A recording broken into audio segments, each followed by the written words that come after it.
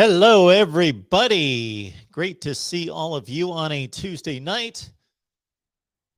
This has become a regular date right here on Tuesday night, right? For the watch party of the college football playoff unveiling, and this being the second most important unveiling of the college football playoff rankings. It's all going to matter next Sunday. This is our last Tuesday together. Such a shame. But of course, on a Sunday, we will find out, I believe, at noon Eastern time, who made the final college football playoff Final Four and who's going to play in the Invitational. So let's kick back and check it out here as we will go from 25 all the way up to number 1.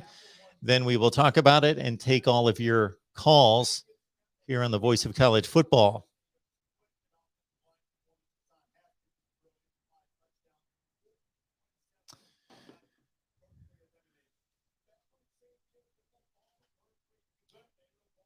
Let's get to all of your comments. It's been quite the busy day here at the Voice of College Football, starting at 10 a.m. Eastern time.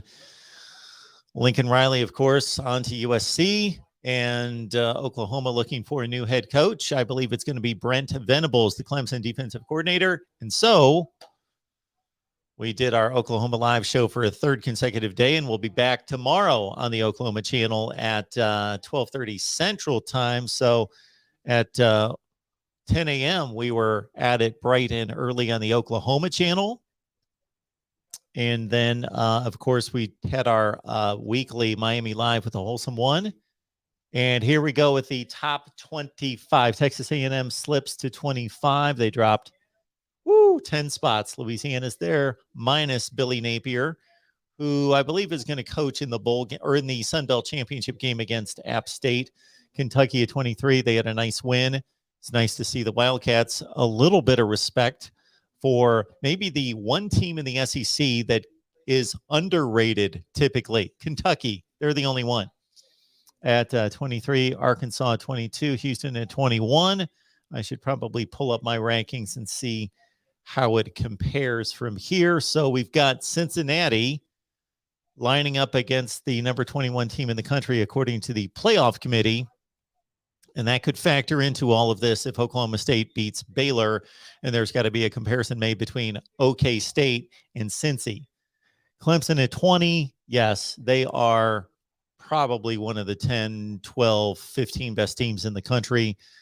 San Diego State looking to win the Mountain West. They've been by far the best team out there this season. NC State at 18. They're honoring the head-to-head against Clemson. I like to see that, although I broke my own rule this week. Utah at 17. Of course, they annihilated Oregon a couple weeks ago, and they play in the Big 12 in the Pac-12 championship game. Pitt at 15. Oklahoma drops to 14. Iowa at 13. Should we discuss Iowa's path to the college football playoff? It exists. BYU at 12. Michigan State 11. And now on to the top 10 here soon.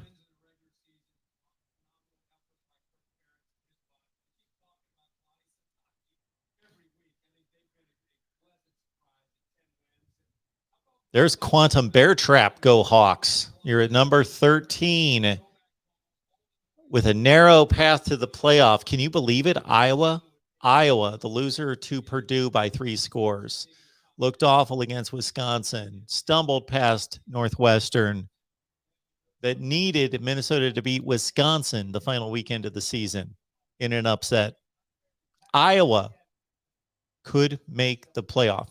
One team that I don't believe has a path right now would be Adon Bay, Florida State. All right, here we go at number 10, Oregon. And we got our Pac-12 championship game coming up on Friday, of course. Drop 75 is letting us know that the Dave Doran era is upon us. Let's hope not. No, Drop 75, we love you. Thank you for being here. We always appreciate you being here and love that there are other fan bases involved. So NC State Didn't quite make it to the ACC championship game, but they'll have a pretty good bowl game lined up. Baylor at 9, playing, of course, in the Big 12 championship game, not Oklahoma. So the Bears get it done. They barely beat Texas Tech. They got pushed to the limit, but Baylor, good football team.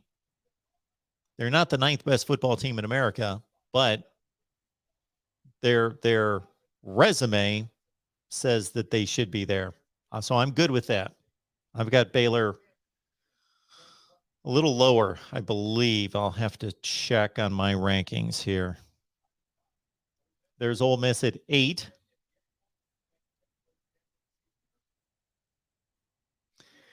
So I've got Baylor at 11. I've got Ole Miss at 8 as well.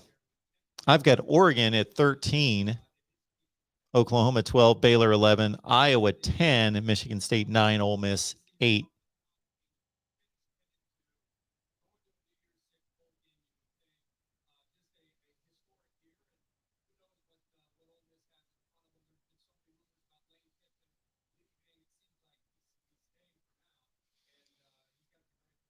This time last week, Ohio State was in the discussion. No more. Regardless of how high they are, it just doesn't matter. They're gone. Oklahoma State or Oklahoma in the discussion this time last week, talking about their path. Gone, done. Dropped all the way to what, 14? At number 7, we've got the Buckeyes.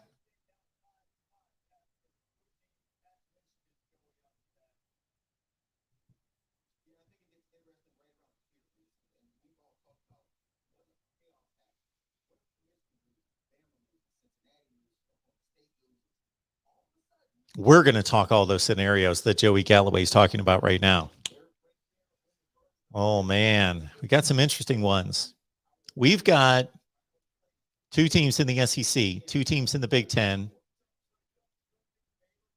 1 team in the Big 12. I'm not going to count Baylor as being involved, and probably just Oregon in the Pac-12 that's got a chance. But if Oregon does, I guess Baylor does too. They're 1 spot ahead of them. That's 7. Notre Dame, Cincinnati. 9 teams could make the playoff. 9.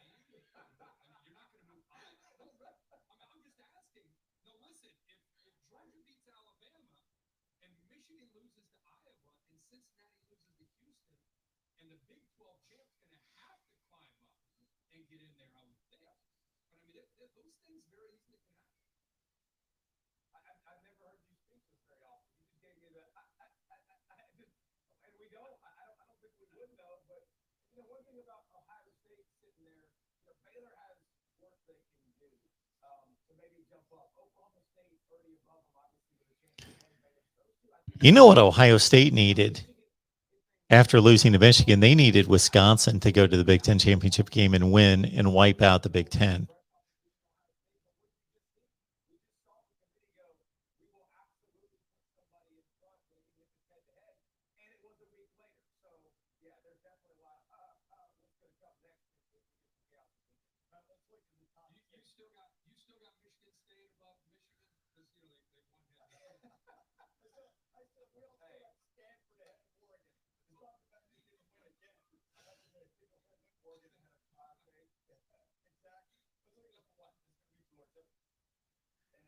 Georgia won.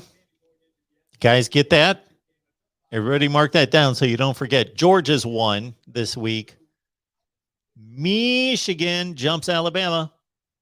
Okay, they did the right thing. That is the right thing to do.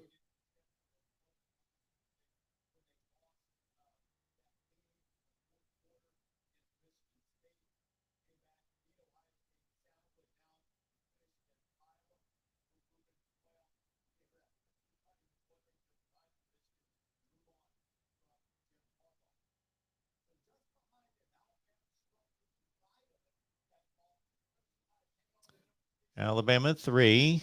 Yeah. They really struggled last week, and they really struggled the week before against Arkansas. But Arkansas and Auburn are, especially Arkansas, is a good team. If they would have struggled like Oregon struggled against Stanford and actually lost, and Oregon struggled against a lot of rough teams.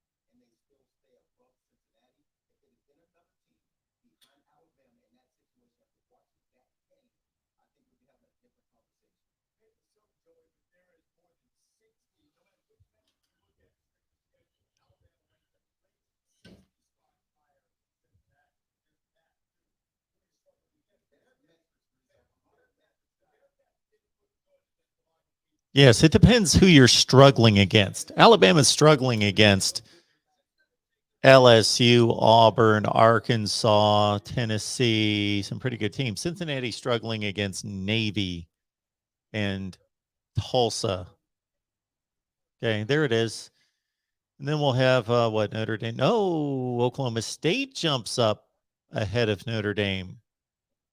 Oklahoma State ahead of Notre Dame. Okay, then. So Notre Dame needs Cincinnati to lose, and they need Alabama to lose badly, or if Michigan loses, Notre Dame still has a path. Although, what happens in deciding between Cincinnati and Notre Dame if Cincinnati loses? Don't they still get a tiebreaker over Notre Dame?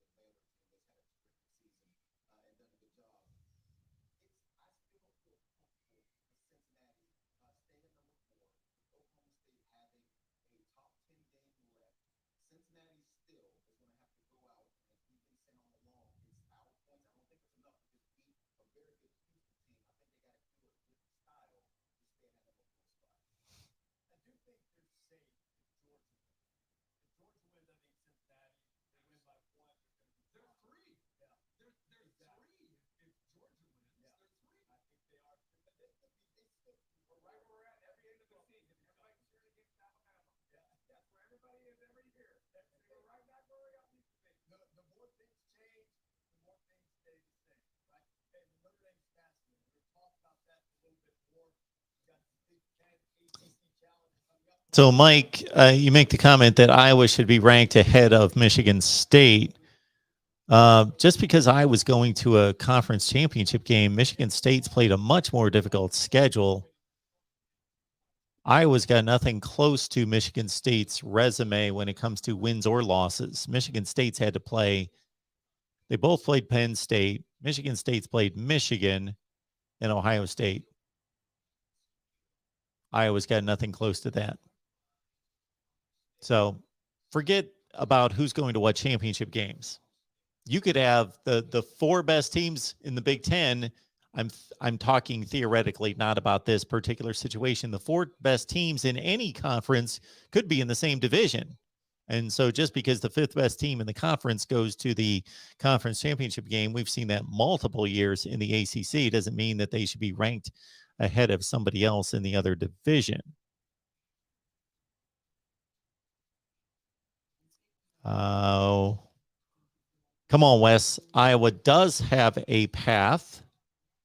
And yes, Don, thank you for reminding everyone to hit that like button. It helps tremendously.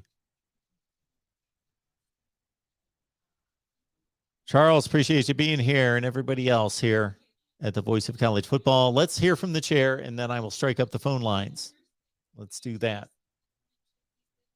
Actually, let me get that set up right here during the old commercial break.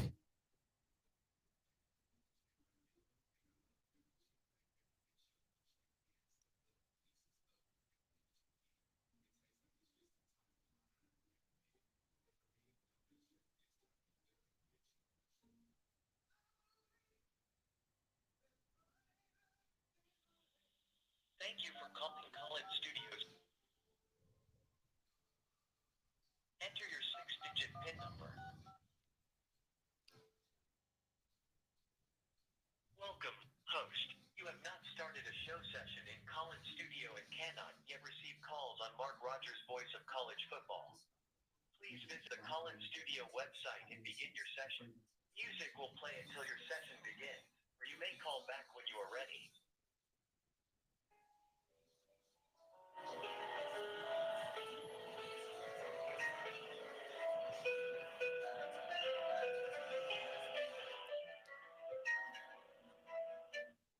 Welcome, host. You are now in the host room and can manage your callers from the College Studio web interface.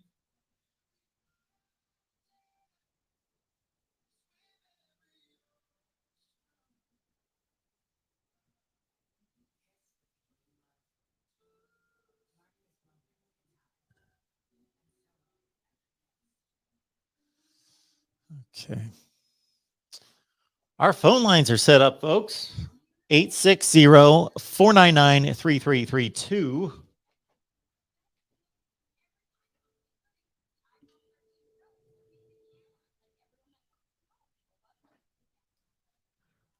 We've got quite the professional setup here. If you haven't been able to figure that out, it is tremendous.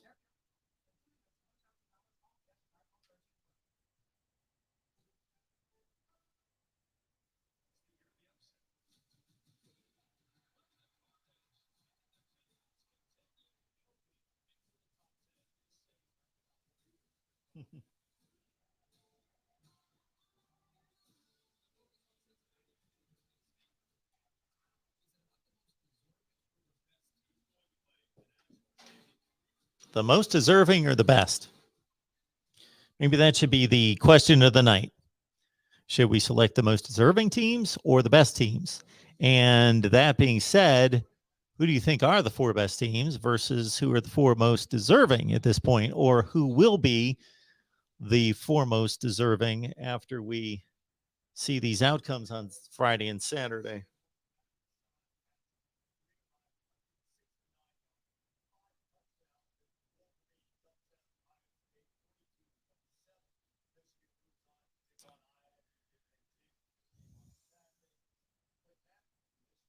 Look at this. We've got calls lined up already, folks.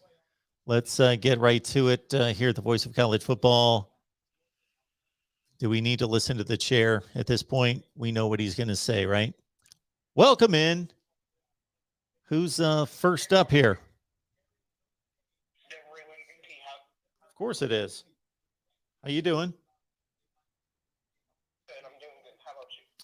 I'm doing just fine. Hang on just a second because listening to the chair will also allow me to get this hooked up correctly because this happens from time to time when we hook up the old phone system that it disconnects from the server here, which it apparently has done.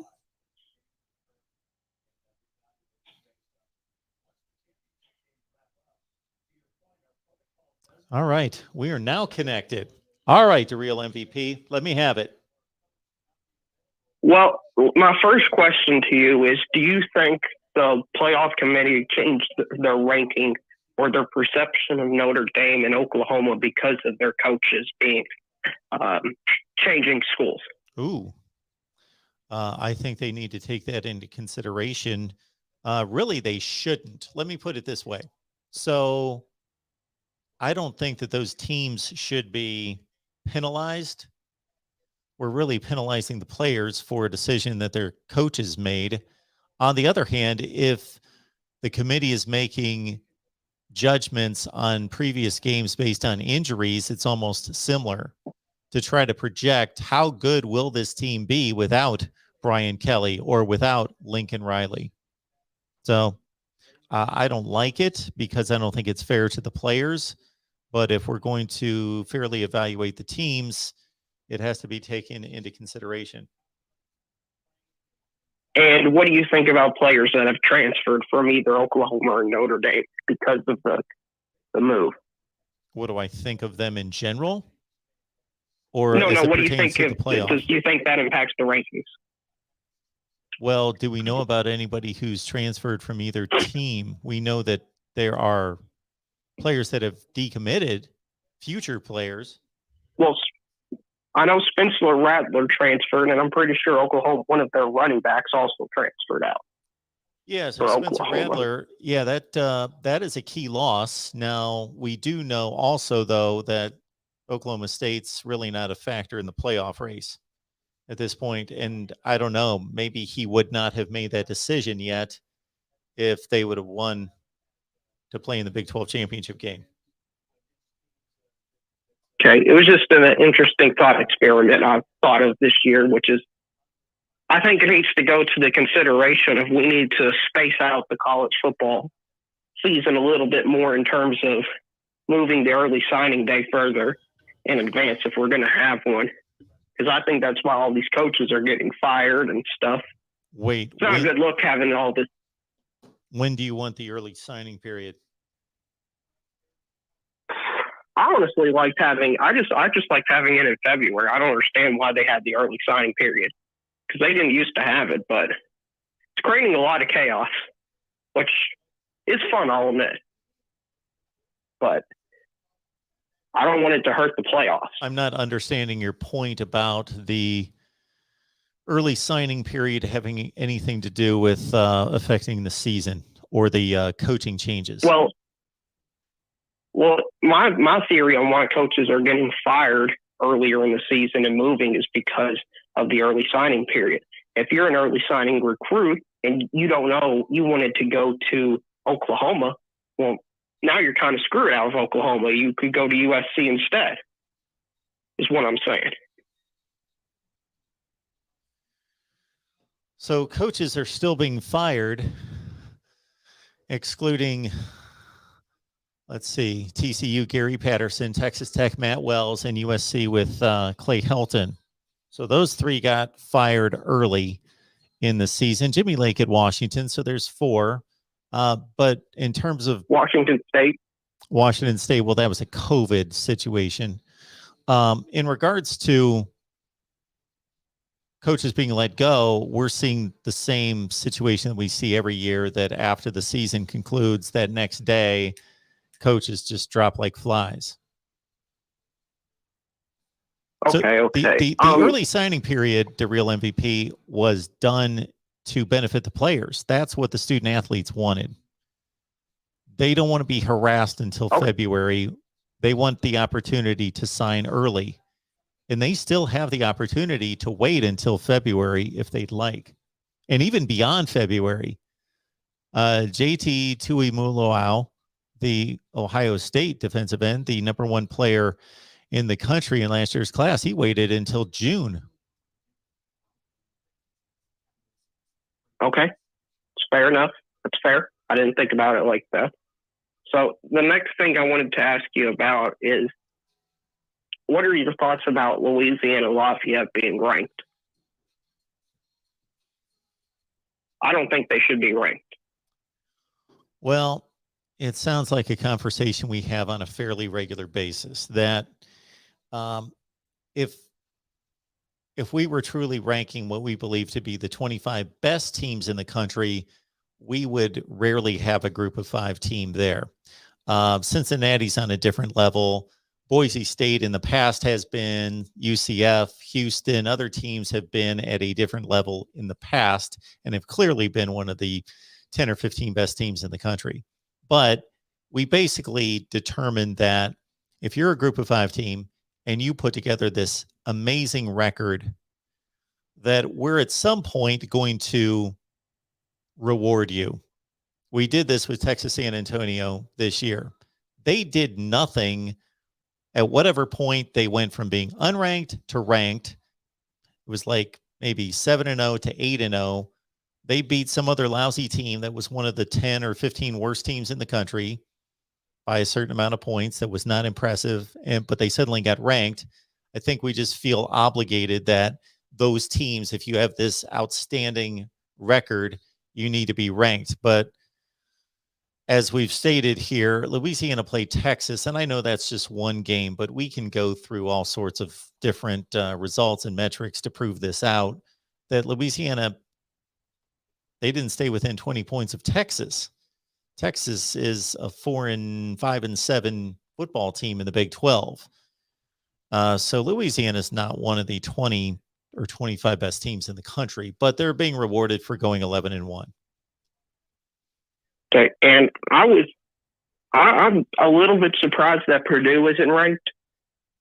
I mean, they beat they have 4 losses. They lost to really good teams, and they beat Michigan State, Ohio State. Even though they've got 4 losses, and maybe the committee's trying to avoid a 4-loss team in general, I think they should get some love. They didn't beat Ohio State. No, they lost to them. They beat Iowa and Michigan State. Yes. Okay. I've got Purdue 18. That's a very stark contrast. It is. From the committee. There is a stark contrast routinely between the committee and myself. And were you surprised that Baylor moved down a spot for Ole Miss? Do you think that could... Did they explain that? Was Baylor ranked ahead of Ole Miss last week? Yes. Well, I think the chair was being asked about that. I didn't really hear. I just heard him justifying that it's really loud in Starkville. Now this is ridiculous. That he said something about the cowbells and how loud it is at Starkville. That's just a tremendous environment to overcome. Although I'm sure Mississippi State's record at home down through the years is less than awe-inspiring. So anyway, his explanation from what I heard was pathetic. But Ole Miss beat a good Mississippi State team, one that I believe is one of the 25 best teams in the country, something in that range, 25 or 30. And they beat them, trying to think, they beat them pretty handily. Can't remember exact. It wasn't super close or a blowout. They beat them 31-21. And Baylor struggled against Texas Tech. So we don't know how close those teams were the week before. So I have no issue with that. Shoot, I've got Ole Miss at 8 and I've got Baylor at 11. It's another somewhat stark. It's not as stark as Purdue, but it is a little bit of a contrast. And one of the first question you asked is whether the 4 best team you go by deserve or who you think is the best. I mean, going by who you think is the best, would Ohio State still be in? I know they just lost to Michigan, Yes. but that's hard. I mean, that's why I have to go with the deserve, because I have to go with the results on the field. I can't Yep. tell Michigan after 10 years, oh, sorry, you're not going to be in it because we still think Ohio State's better, even though I have no indication that if they play tomorrow, that the result would be any different. So I understand how you're thinking of it. I'm thinking of it slightly different. I don't know who I was talking to who was calling maybe after the games this past Saturday, and I kind of came to the conclusion, hey, if these people are really selecting, see, they do a little bit of both. They kind of waver back and forth. They go the most deserving route, but if they want to choose the best, who they think is the best, let's understand that nobody knows who the best are. We think we know who the best are. So who they think are the best versus who truly are the best, that's left up to God. That would be the only level of individual that can tell us for sure who's the best. So it's who do you think are the best versus the most deserving, and they do a little bit of both. They kind of slice it down the middle somewhere. The 4 best teams in the country might be Georgia, Alabama, Michigan, and Ohio State. Maybe. Yeah, that's excluding a lot of conferences, but yeah, I got to agree with that list. But how chaotic, I just was thinking about it, how chaotic of a year is this? Where we know for sure Ohio State's not going to make it, Oklahoma's not going to make it, and Clemson's not going to make it, and Alabama's on the ropes.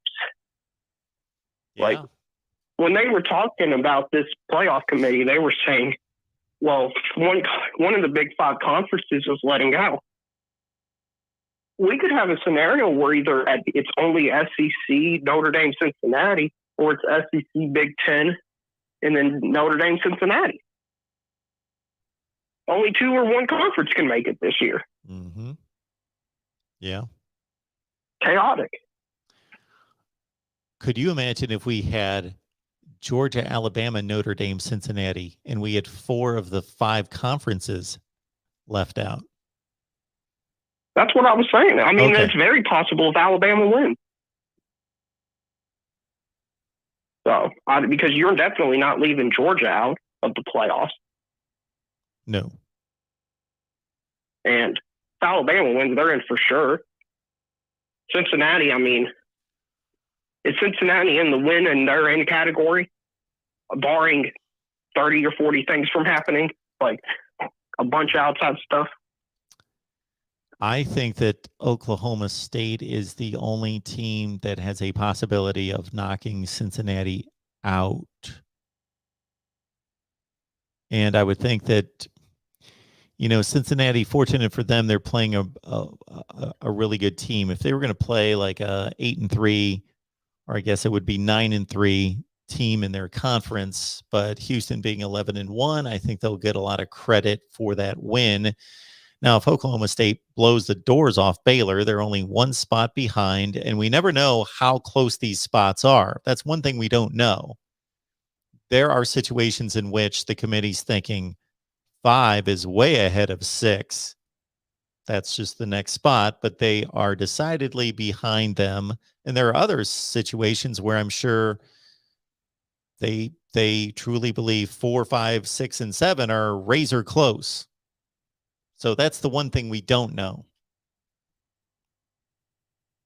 Right. Well, Mark, let me ask you this. If I wanted to make picks for this week's game, do you know where would I go to?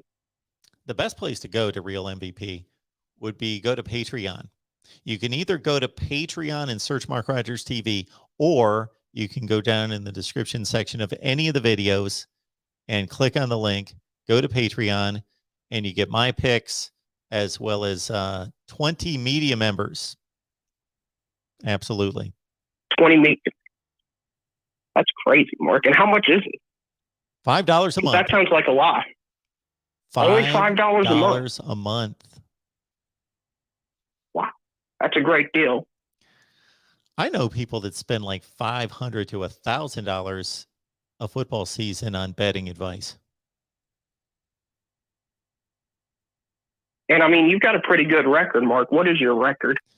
We're around 58 or 59% against the spread, and we're around 80% against the money line.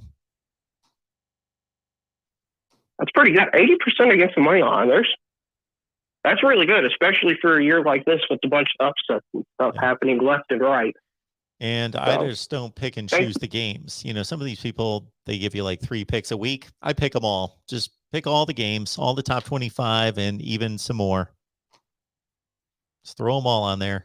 I assume you're going to do all the conference championships. Yes, including the ones nobody really cares about. Yeah, we're going to toss those in too.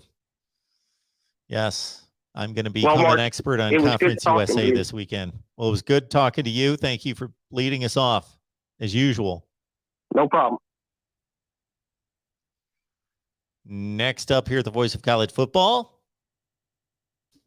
what you got? Hello. Hello. Hey, Mark. Hey, this is Gary. Hey, Gary. Yeah, first of all, I love the platform. So much fun. Thank you. I appreciate it. Stuff. It is. Especially the crossovers with Steve. Yeah, good stuff. Right. First, with everyone saying it's chaotic, I think it's a little nonsense.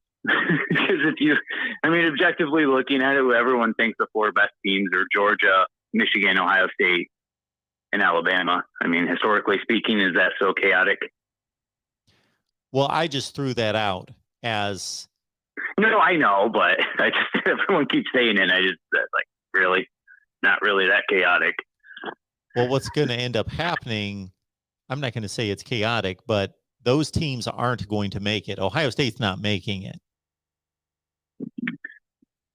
No, I understand that, but don't you think that maybe one year it would be cool if they just did say, okay, well, if you want the 4 best teams, we think these are the 4 best teams. Pretty much no one's going to argue it.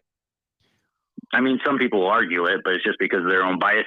Everyone looks at their talent. Well, and you have to agree those are the 4 most talented teams. Yeah, if we could play kind of like dual universes at the same time, that would be phenomenal, because we could say, okay, let's get the 4 deserving teams and let's see how that would come out, and then we'll get the 4 best.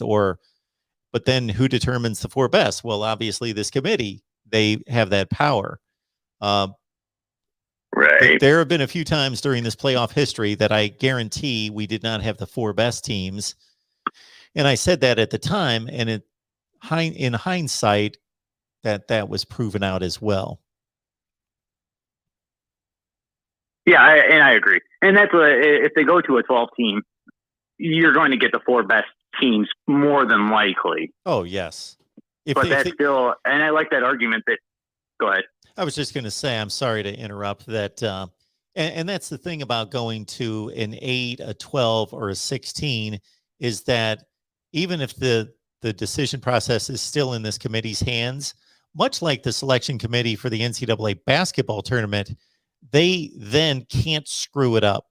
Like if they selected the 16, let's say we had a 16-team playoff, and we went strictly by the college football playoff rankings, could there be an argument for number 18 being in the top 60? Of course, but there's no question that the top at minimum 13 or 14, the top 13 or 14 out of 16 are going to be there. And if not, then they really don't know what they're doing. Right. So they really that's can't where screw I think it up. Right. Yep. And then, but that's the argument is, so it gives more people an opportunity, and it kind of really does. It's going to benefit the bigger teams, because the ones who have a stumbling, like Ohio State when they stumbled against Oregon, they're going to get in, and now they're going to be in the Final Four.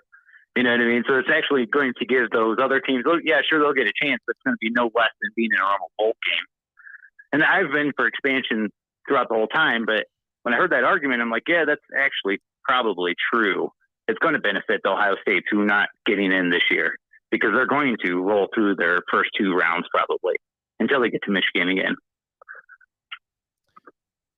I think it plays out. I think I did the metrics on this, that if there was a 12-team playoff. Yeah. Except for 2011 when Luke Fickell was the interim coach. Ohio State would have made a 12-team playoff every year since 2005. 17 years in a row, they would be in the playoff. Right. Yep. And they're probably in the Final Four every year, correct? I mean, if they're getting in, I'm sure they're not going to lose the majority of those years in the first two rounds of the first round. True. So they're probably in the Final Four anyways. That's what I do kind of understand the people when they say, let's just keep it at 4 and let the other bowl games play out, because it's probably going to work out that way anyways. It's just going to give other teams to say they made the playoffs. Yep. I don't know. I think maybe they ought to just leave it the way it is. I go back and forth on it. And I'm a Michigan fan, obviously, so it would have benefited us in 2016. But, I mean, if you're just going to get rolled in that first round, what's the point? And might as well keep it where it is. You're at 18, yeah. I don't think that team was as good. That's what I would say, if you don't mind me saying this real quick. I know it's not about the poll, but or the committee, but that I am a little aggravated. Everybody keeps throwing shade at Michigan, acting like this is a one-off game or whatnot. If you go up and down the talent of that team, that is one of the 2 or 3 most talented teams in America, and I don't think anyone could really argue it. NFL talent, up and down it all throughout. Top 2 or 3. And I think they're more talented than Ohio State this year. I really believe that. And I live in Ohio, so I watch a lot of Ohio State, a lot. And I really do believe that they were a more talented team this year. That's why I think they're probably the second most talented behind Georgia. So where I will agree with you is we watched the game Saturday and Michigan was much better. So that would concur with your thought. If you're talking about recruiting rankings, then it's not really debatable that Ohio State's a more talented team than Michigan. Recruiting rankings, right? But NFL talent, if you go up and down the 22, including the special teams, but the 22, oh yeah, absolutely. You don't? You think Michigan? Do you think your tight end matches up? You think? Oh, absolutely, absolutely. You think this Michigan team, the roster? Okay, call me in 4 years. Absolutely. Call me in 4 years. And we'll look at the 2021 Ohio State roster and the Michigan roster of 2021, and we'll count the NFL players. Of the start, not team roster, of the starting 22. Absolutely. Well, we changed the argument from the roster to the No. I said the 22. I said the 22 on the field. I said not counting special teams originally. I said the 22 on the field. The 22 on the field. The team that played, this is absolutely, they are, I don't really think there's too much of an argument there. Our offensive line was, all 5 guys are going to be in both offensive lines are going to be in the NFL. Okay. Yeah. Both defensive lines are going to be in the NFL, but there's 2 superstars on Michigan's defensive line. Okay. But Ohio State's defensive line is going to have multiple, NFL players. Well, so is Michigan's. Yep. I'd say all 4 of the starters are going to be. And then you would go to the linebackers, and we're going to have a linebacker in the NFL, maybe 2. I don't know if Josh Ross will end up. But the freshman definitely will. He's going to be a superstar. Okay. And then in the back end, you have a corner. We have 2 corners that'll play in the NFL and a safety that's a first rounder. So, you know what I mean? Like, I guess we shouldn't go position by position. I'm just saying that I think the 22 on the field are just as talented, if not more talented, than Ohio State. That's why they won. Yeah. So you think it's close at least? I think it's close. Yeah, absolutely. Yeah, and that's why you keep seeing all these nationally talking heads, and they're like, acting like it was a one-off, or these are people, I don't know. It's just aggravating. Well, you look at it like you're obviously not watching. You won the game, so take pride in that, and you have the last laugh because you decisively won the game. but maybe they're talking about the roster. Yeah, that's true. Not just the 22. Yep. What do you think if they get into the playoff? Do you think they're pretty good shape to get into the championship game, huh? Well, let's see if the season ended right now. Michigan's playing Alabama. I think that would be a heck of a game. Yeah. Yeah. Yep. Hopefully they get Cincinnati, and then it'd be crazy going from Harbaugh getting fired to. Yeah. He has to be coach of the year now, don't you think? Him or Mel Tucker? I mean, who? Yeah, if we were going to vote on it right this second, I would vote. Let me think. Yeah, you have to vote for Jim Harbaugh. Yeah, crazy. All right. Well, I'll let you go. I don't want to take up too much time. Fun talking to you. Once again, I love it. Well, thank you. First responder, so I'm sitting at work, bored. It's fun to watch this stuff. Cool. Occupy your time. So yeah, call me back anytime. Thanks a lot. Have a good one. Will do. Thanks. Bye. Yeah, the Michigan-Ohio State comparison is an interesting one for sure, but he makes a good point in going position by position. Just the guys that started and played most of the game, Michigan stacks up rather well. All right. Next call here at the Voice of College Football. Who's on the line?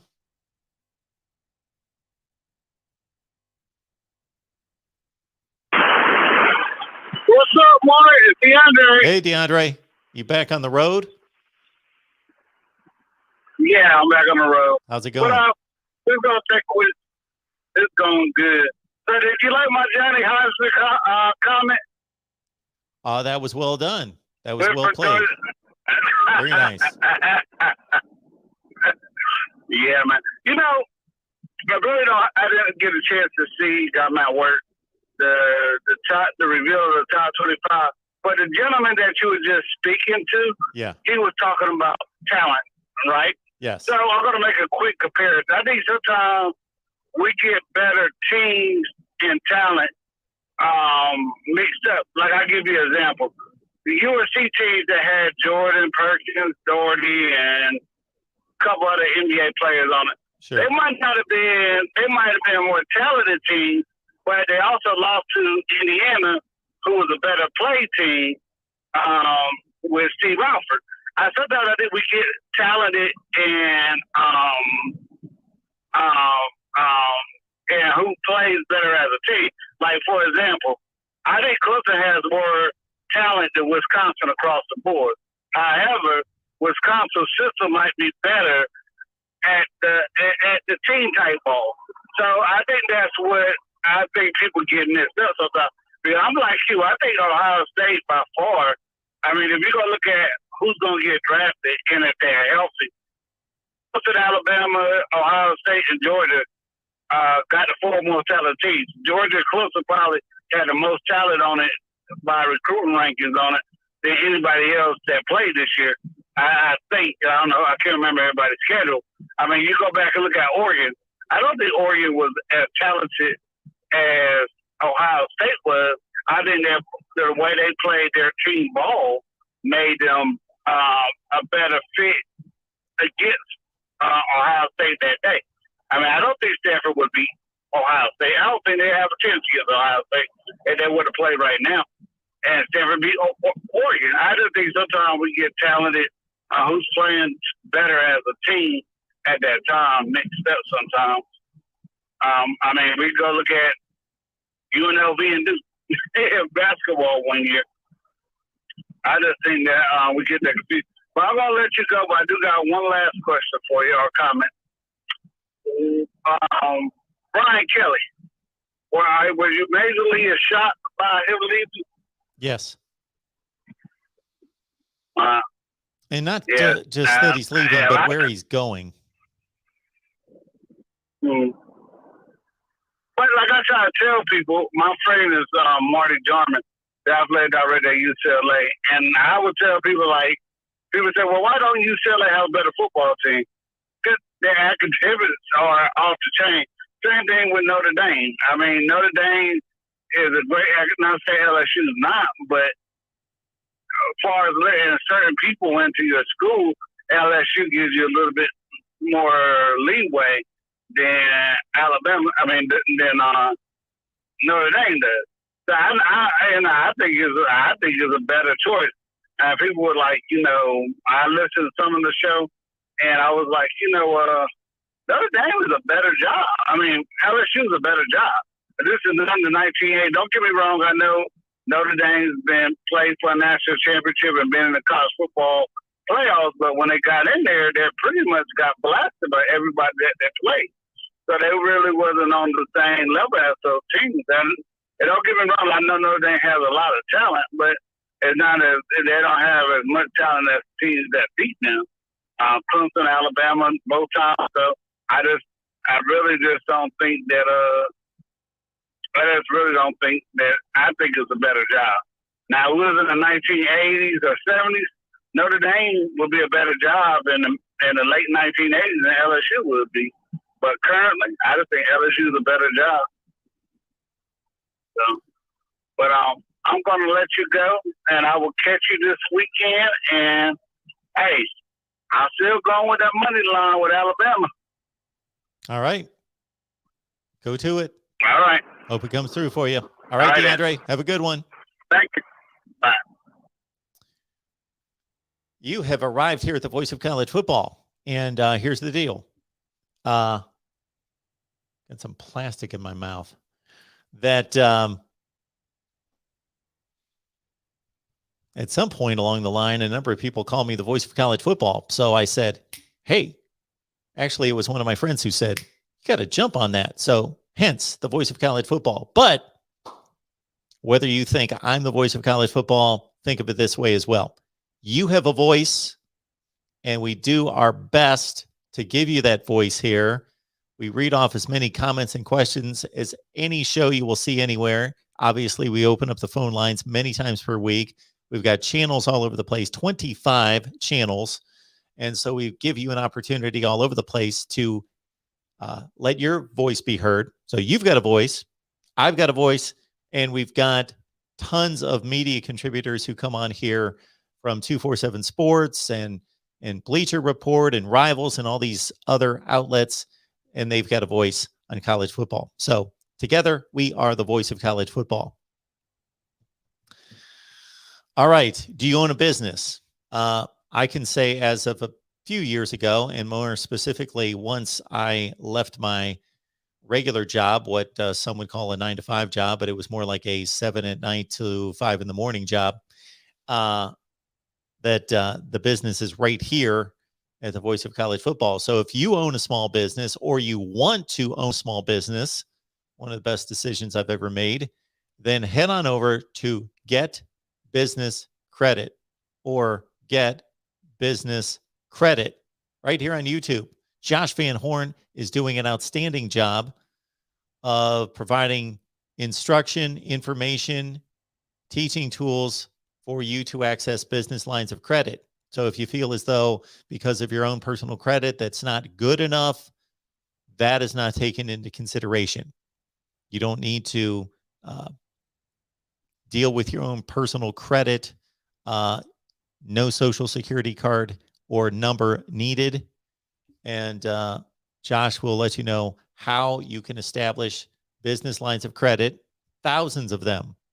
So if you own a business, you want to own a business, it's your desire to get into a small business, then certainly check out Josh's YouTube channel there at Get Business Credit. There must be a reason it's exploding. He just started this YouTube channel a few months ago, and it's blown right past mine. So people tell me all the time, Mark, you should have 100,000 subscribers. And I say, yeah, we should have over 100,000 subscribers. We're at around 31, and we are certainly thankful for that. But Josh just went right by it. Get Business Credit. Check it out right here on YouTube. Next up here at the Voice of College Football, who's on the line? Hey, how's it going, Mark? This is Emmanuel. Hey, Emmanuel. How are you? Hey, I'm doing fantastic. Since the team that I root for, or the teams,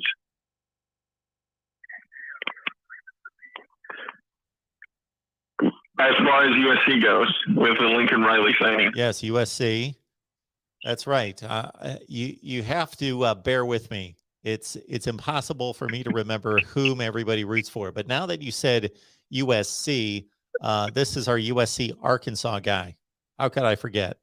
Yeah, I think I'm like the only USC fan that's still around. But man, I mean, I would have been happy with Franklin or Kiffin, but I did not see this happening, and it's awesome. What a hire! What Nobody saw a it. Hollywood hire! Nobody saw it happening. It's astonishing. Yes. In baseball terms, what would this be? It's a grand slam, right? It is the Grand Slam being the Grand Slam and nothing else could be higher. Let's stay with a home run. Home run higher. I'm not going to go Grand Slam. I'm not going to elevate him to the Nick Saban or even to the next level of Dabo Sweeney type higher yet. I think those are the only two guys above him as far as That are who currently they could coaching. have had. Yeah. They could have probably had Urban Meyer, maybe. I shouldn't say they probably could have had him because there are reports out that he has stated that he's not leaving the NFL, and it's his first year, obviously. So, yeah, those three guys. That's And Lincoln Riley, would I take anyone else over Lincoln Riley past those three? I would not. I agree. Yeah, it's awesome. You see some of the stuff on his contract. There's stuff all over the place. $110 million. He bought both his houses in Norman, Oklahoma for $500,000 over the asking price Wow. of both his homes. They bought him a $6 million home in Los Angeles, and he has unlimited access to a private jet 24/7 for him and his family. Okay. Well, he better deliver. Pretty sweet deal. What do you think? How many seasons before USC's back in the playoff? I'm saying 2 seasons. 2 seasons. All right. So in 2023, they go to the playoffs. Yeah, I think he has his first season. Gets a lot of transfer portal guys. People are going to be switching to USC.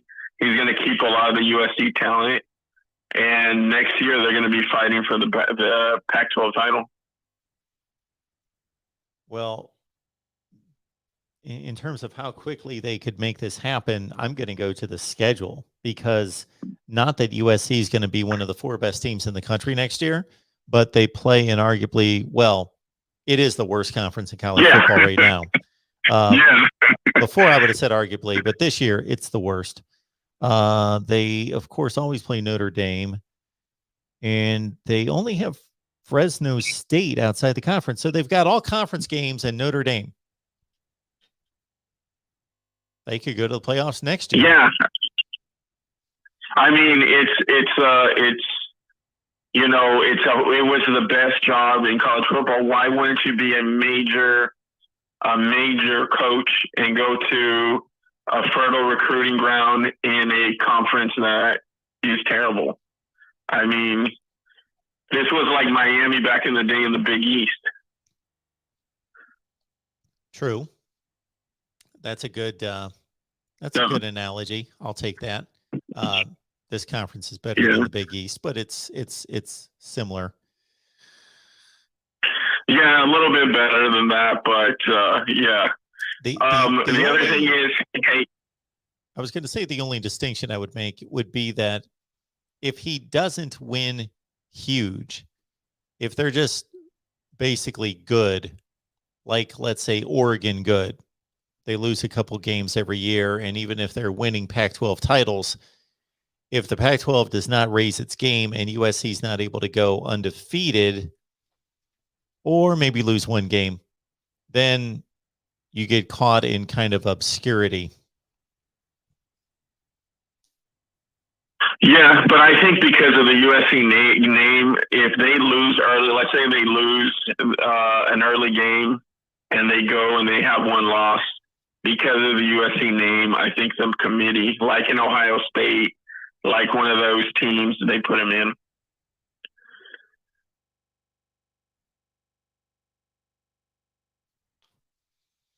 All right, man. Anything else you got for us? One last thing, because I know you got a ton of callers. The early recruiting, this early recruiting that's coming up is kind of ruining college football in a way, because you're seeing that, like Chip Kelly, Notre Dame's still in the hunt for the playoff, and he left because of early recruiting. That's why they hired him at this time, and I mean, it ruins the season for Notre Dame. And it kind of, it's not good for college football. What do you think? I understand what you're saying. A previous caller made the same point. I don't see where it's really changed anything. So what we had in the past was National Signing Day, the first Wednesday of February, and we had the same situation in regards to when coaches were being fired and hired. We're still going to have a situation, even if the recruiting cycle went back to February, where if USC is looking for, or let's take that Notre Dame example, Notre Dame LSU. If LSU is looking for a coach, they're still going to go after Brian Kelly. And if Brian Kelly wants that job, he's going to accept the job. And Notre Dame is not going to want him to stick around long enough to coach a college football playoff game, because he's going to be a lame duck coach. So the recruits are still kind of left out there needing to know who the next coach is going to be. True. Yeah, that's unfortunate. And with the playoff, especially if you expand the playoff, that thing's going to get, there'll be coaches that will be coaching longer because, hey, this team makes the playoff every year, even if they get kicked out, and they're not a powerhouse. But I guess last thing I'll say, if you would have been a Notre Dame player today, would you shown up at 7 a.m. for that meeting? Oh, absolutely, I would. Really? Yes. Why? Your coach is abandoning you. Why would you give him the time? I'm not giving him the time. I'm giving my teammates the time. I have an obligation to my teammates. They are my teammates, as they like to state, which I think is a little overblown at times, not all the time, but at times, their brotherhood. I'm there for my teammates, number one. Number two, I am there to possibly get an opportunity to have my voice be heard and look Brian Kelly in the eyes, possibly. I don't know how the meeting transpired, and be able to say, you told us A, B, and C. You didn't live up to it. Bye. But just know that you turned your back on us, or whatever their feelings are about the situation. Absolutely, I show up. I would regret, just because I got an extra hour of sleep, I would regret a week later that I didn't show up for the experience of going through that. That's real life. That is a real life experience that you don't get every day. Fair. That's a really great point, Mark. Well, as always, hey, thank you so much for always giving us your insight and the platform. Well, I appreciate have it. a great night. Thanks again. Yeah, thanks for the call. Bye. Of course. Yeah, I'm into taking advantage of those type of opportunities. I was I was always the one at my previous employer to take advantage, or even if the advantage wasn't given to me, or the opportunity, I should say, making the opportunity to speak to whomever I had a issue with that was a level or 2 or 10 above me. Believe me. All right. Next up here, the voice of college football. Who's on the line?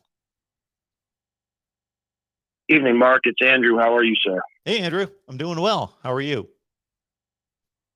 I'm well. I am not going to have another chance to speak to you before championship weekend, so I wanted to call and get my take on the Alabama and Georgia SEC championship game out a little early, if you don't mind. Heck yeah. Let's go. Yeah, the great thing about Alabama and Georgia both playing in the SEC is that you can look at a lot of common opponents that each one has faced throughout the regular season. You're speaking my language, not to cut you off, Andrew, but I actually took a lot of notes on that very thing, and I'm going to be producing a video to do exactly that. Go ahead. Well, I hope I don't steal any of your thunder, but go to it. It's pretty striking, the statistics that Alabama and Georgia have put up against their common opponents, those being Arkansas, Auburn, Tennessee, and Florida. I think the talk around this game is going to be, can Georgia be tested by Alabama's offense? Because, Alabama has Bryce Young. They have talented wide receivers. And Georgia, of course, has one of the best defenses that we've seen in college football in many years. But looking at the same opponents that these teams have played, Georgia has 146 points for them against those opponents and 34 points against, which is an incredible 112-point differential. Alabama, on the other hand, scored 3 more total points than Georgia put up against those teams for 149, but they allowed 110 for a pitiful separation of 39 points. And if you take out the Tennessee game, the discrepancy is even worse. I'm not gonna say what the numbers are. I have them, but I want to take all the common opponents into account and not discount one just because it makes Georgia look a little bit better. Yeah. Georgia is going to destroy Alabama in the SEC championship game because while a lot of Alabama, I live in Mobile, Alabama, and I hear a lot of talk from Alabama fans about Georgia not being able to do it against Alabama for years. When both teams have come into a big game ranked, Alabama gets the best of them. And that is the talking point across the nation this week that I've heard so far. And that is exactly what I want the Georgia Bulldog football team to be hearing. People think that Alabama is going to come into the game and they're going to give Georgia their best shot. Wrong. Georgia is going to give Alabama their best shot. Alabama should be terrified of what is coming into Mercedes-Benz Stadium on Saturday. And Georgia is going to bury them in a shallow grave underneath Atlanta on the 4th. They have no chance. Georgia wants to erase the past so badly. They're not looking ahead to anybody.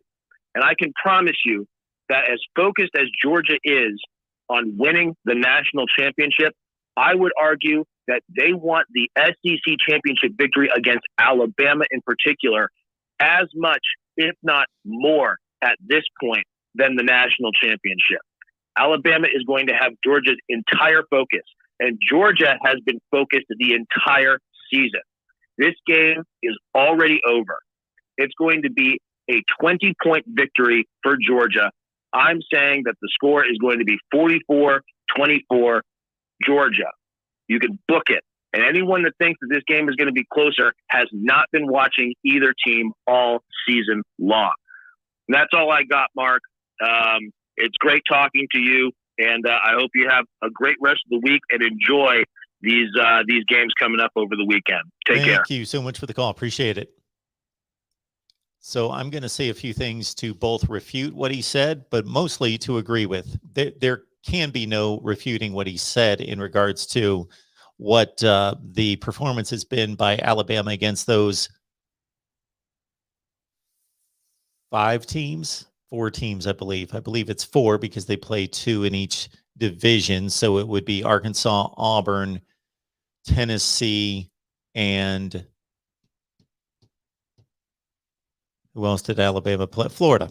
Yeah. So, and I tend to look at the teams that are better as being the more valid comparison. But those 4 teams are roughly the same. Obviously, Florida slid off the table near the end of the year, but they're 4 mid-level teams in the SEC. And there's no comparison between Georgia's performance against those 4 and Alabama's. You can just look at it in any way, shape, or form. It's not even close. But, and I think he made a great statement about just, a few things came to mind here. Number one would be that there's no comparison between the metrics between the 2 teams against common opponents. And that's 4 decent quality opponents. I do go back to a 2018 matchup between Ohio State and Michigan in which I lined up the common opponents between the 2 teams, and there was no comparison. Both teams came into the game at 10-1. Michigan played supremely better against all those common opponents than Ohio State did, and then Ohio State buried Michigan head-to-head. So there has been some precedent for that before. I do have a certain level of trust. Obviously, you would have to be a complete moron not to have a certain level of trust for Nick Saban and his coaching staff, because when has Nick Saban been blown out?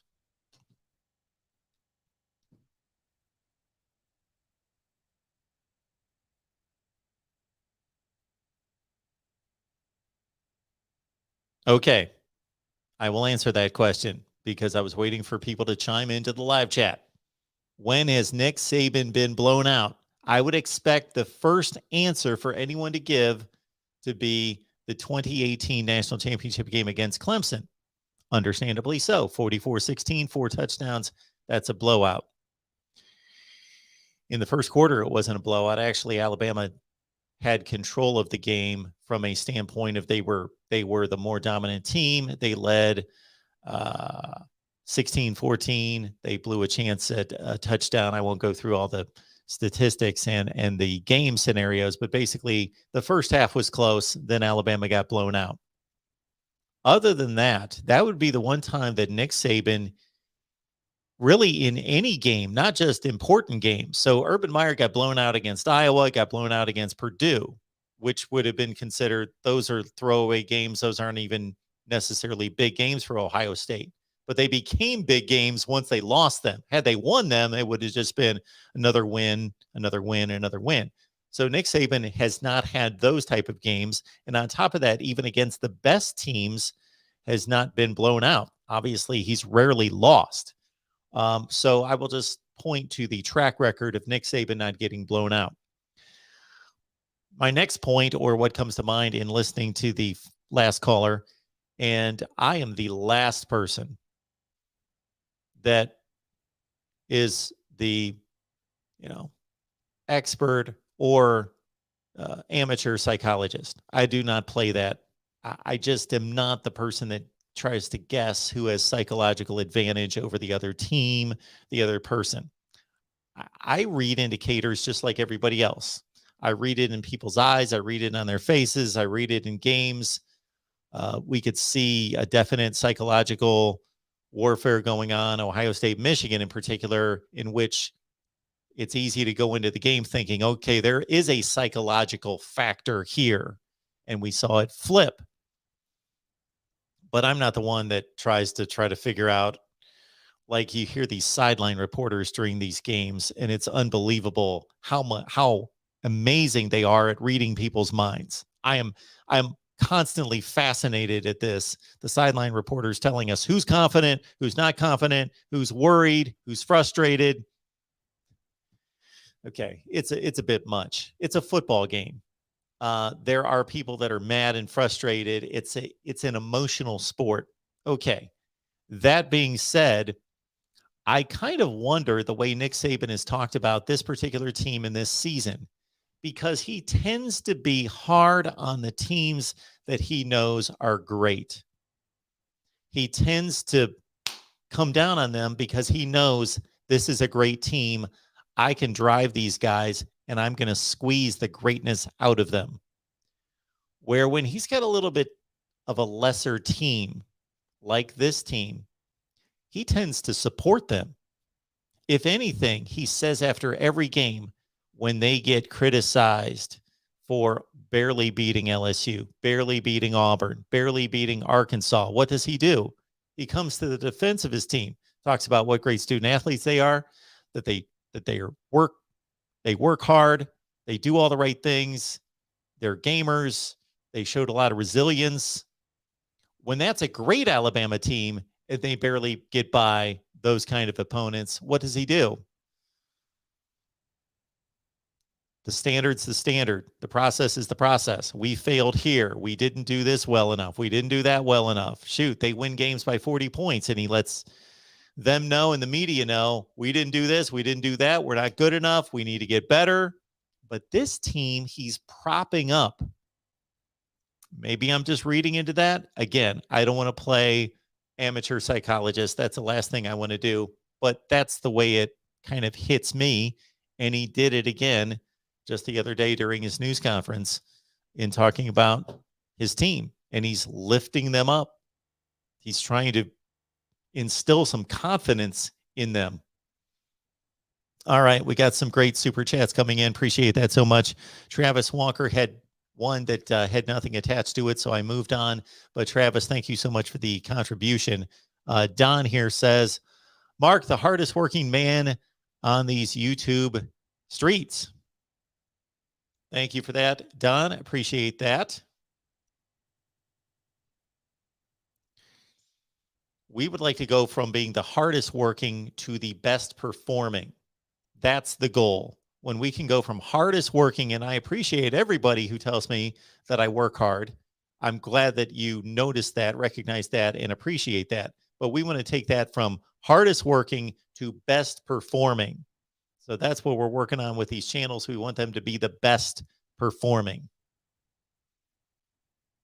So that's our aim, goal, and mission, as we say all the time. Best discussion, debate, and analysis. Is that true all the time? Got to admit, not all the time, but that's the goal every day.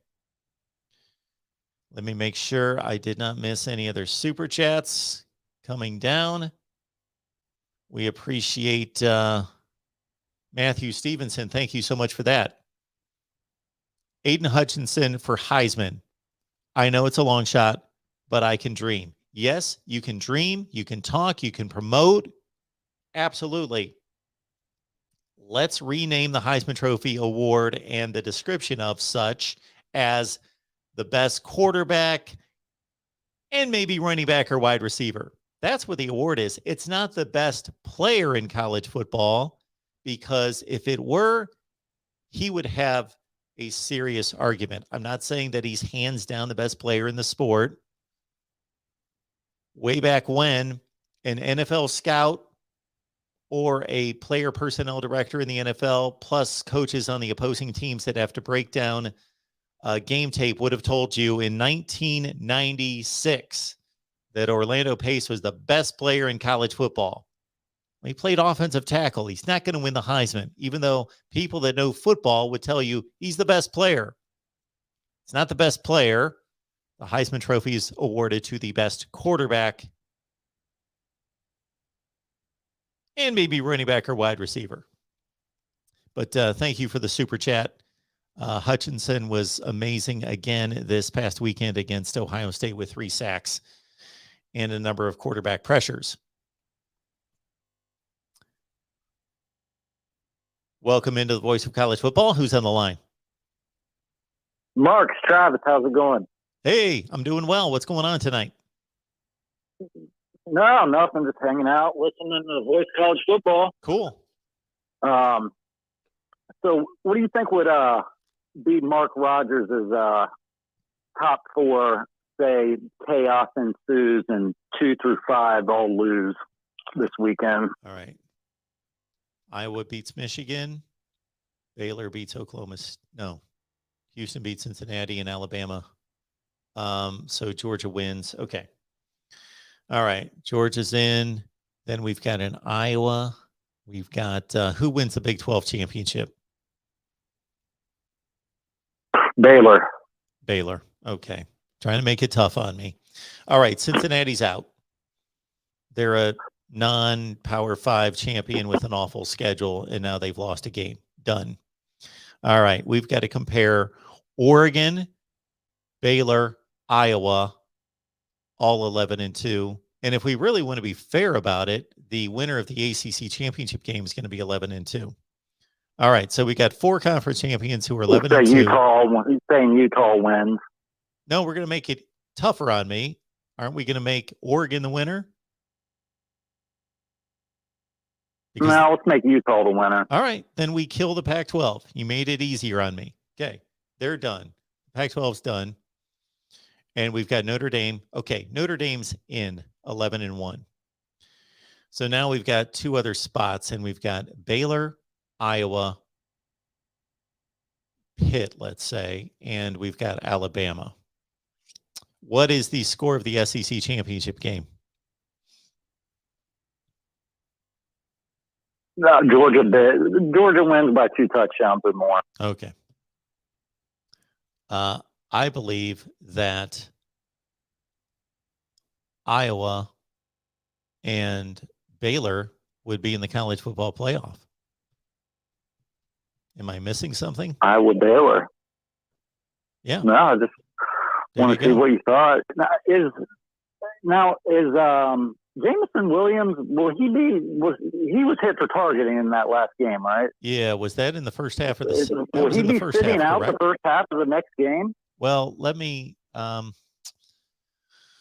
talked to our Alabama guy today, Gary Harris, and he didn't mention that, and I wondered about that too because I watched the second half of the game. I didn't see the first half. So at what point in the game? Because that's going to be a big deal. Was the targeting in the first half or the second half? Shit, you got me there. See, that's what we need to look up. Jameson Williams is their offense. Absolutely, he is. So somebody's going to be able to answer this in the chat, I'm sure, because if it was in the first half, I don't know if it was first or second half. Yeah, well, that makes a huge deal because he either was going to miss the rest of the game, which was going to be the second half, and then he's back. Okay, it says first half, so he's back. So he's back. Okay. Yeah, like 3 or 4 people are telling us. Yeah, he's back. Yeah, that would be a big loss for them. I think that's going to be a great game. Like that one call, that last caller kind of reminded me of how people were saying Ohio State was going to do to Michigan. Done deal. It's over. Ohio State's got this. And, on any given weekend, this is what I said, any given weekend, any team can lose to anybody no matter what. And you never can count out Nick Saban. I mean, it's just like betting against Tom Brady. I mean, it's just hard to do. And any given weekend, any team can lose. And I got to tip my hat to Michigan. I mean, they went out and beat Ohio State down. I mean, they took over the game. From the only thing that they didn't get wrong was the coin toss. They lost the coin toss. I mean, that's it. And after that, it was, they did everything they were supposed to do, and Ohio State didn't. Ohio State shot themselves in the foot, penalty after penalty. I mean, on every drive, it was something. Penalty, jumping on the ball, snap.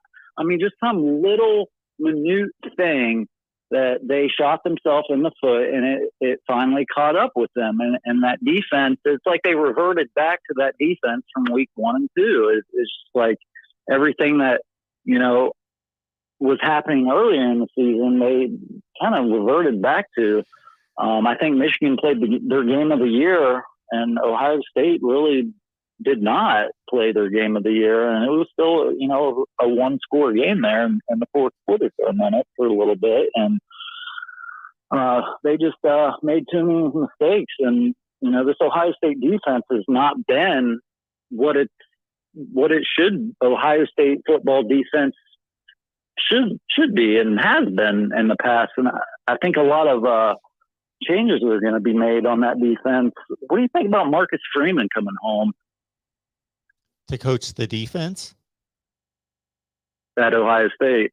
Well, I think that Marcus Freeman was in a situation at Notre Dame with Brian Kelly as the coach where he probably, and this was probably some of the recruitment to get him from Cincinnati to Notre Dame, with a thought that he would be the next coach at Notre Dame, thinking, okay, Brian Kelly is going to move on or do something else or be in the NFL or whatever he would do. And he's not an old person, but he is an older coach, and that Marcus Freeman might have the job in 3 to 4 years. But if you bring in another head coach to Notre Dame, well, then that changes that dynamic. So that could possibly cause him to want to leave. That's a possibility. And if he's, I don't know what his attachment he is ready. He is Ohio ready State. for his own program, though. He's ready for his own program, I feel like. But I also could see him coming back to, where it all started for him. And, I thought it might be crazy to have old Mark D'Antonio, get him out of retirement and bring him back. That would be a interesting hire. Do you think Mark D'Antonio would want to coach defense at Ohio State? Well, he has the ties. He's a hell of a coach, Well, he's defensive a hell of coach. a coach. He was coaching Michigan State. He was winning Right. Big Ten championship games and Rose Bowls. And everybody's different. Some guys kind of go off into retirement and think, okay, I still want to work, but I'm done with the pressure and I'm done with a certain aspect of it. And that could be the case. But it just from the Right. standpoint of a guy that was leading a program that was one of the top 10 teams in the country for about 5 or 6 years to being a defensive coordinator under a guy that's like 20 years younger. I just don't know if that's what he wants. Yeah, I think there's going to be people leaving or fired, and I don't know who else is out there to. I mean, who would you think would be candidates for a position like that? Oh, I wow. think changes will be made. Yeah, I'm trying to think the last time I really thought that Ohio State, outside of 2019, that I really thought Ohio State had a great defense might have been 2015. I think they've not been as good as they should be on that side of the ball ever since. Again, except for that Chase Young, Jeff Okuda defense in 19. Well, that Jeff Hafley year was pretty decent. Yeah, in 19. Exactly. That's what I'm talking about. Exactly. Yeah, 19. All right. Well, it's going to be interesting how all this plays out. I think Alabama has a chance. I mean, Ohio State's number 4 receiver transfers Alabama and he's leading the SEC right now. And without Jameson Williams transferring, I don't think Alabama has 2 losses. Or I think they have more losses than they do. Yeah, you would think so. I think it's going to be a great game. I'm looking forward to it. I just want to see all chaos into it. I want to see all these teams lose and just put it all on the committee and just screw everything up. Looking I'm right forward there to with it. you. I would love it. Yeah, it'd be fun to see. Well, Mark, you have a good night. Get to your other callers. Talk to you later, buddy. Appreciate the call, man. Have a good one. All right, bye.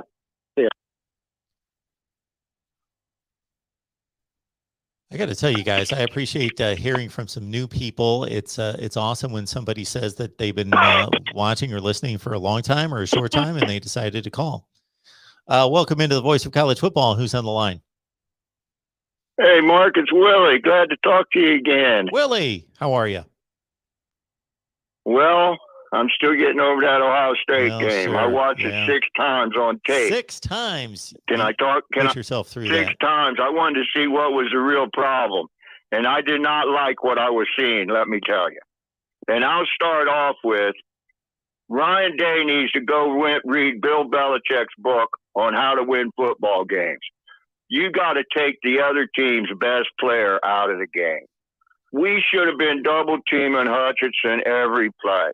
You can't let one player affect the whole game the way he did. Excuse me. Sacks, penalties. He made outside, inside moves. He just affected the game with his play, and that was all on Day. Then I'll start out with Day's preparation for that game.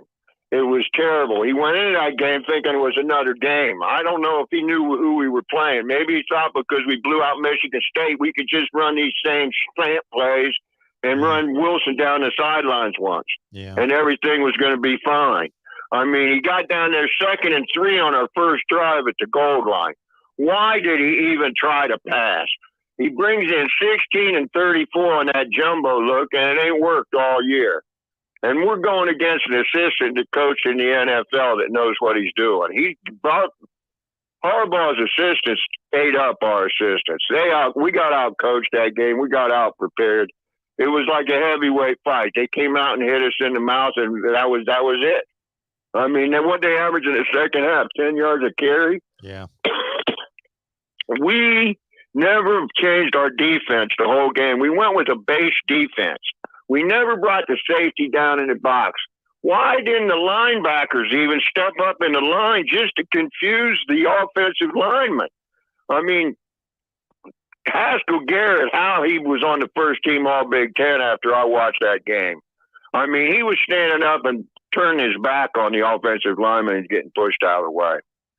And another, 35, whoever he is, he was just terrible. All the linebackers were terrible but 22. Yeah, all the linebackers were terrible but 22.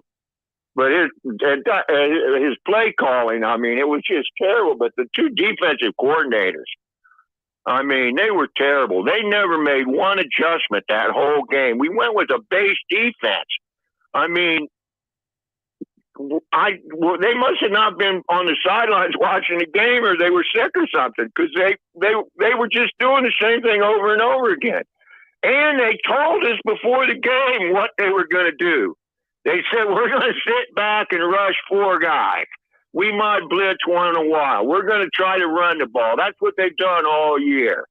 But no, we're not. I don't know what we were doing. I still, after watching that game 6 times, I'm even more confused than I was when I watched it live.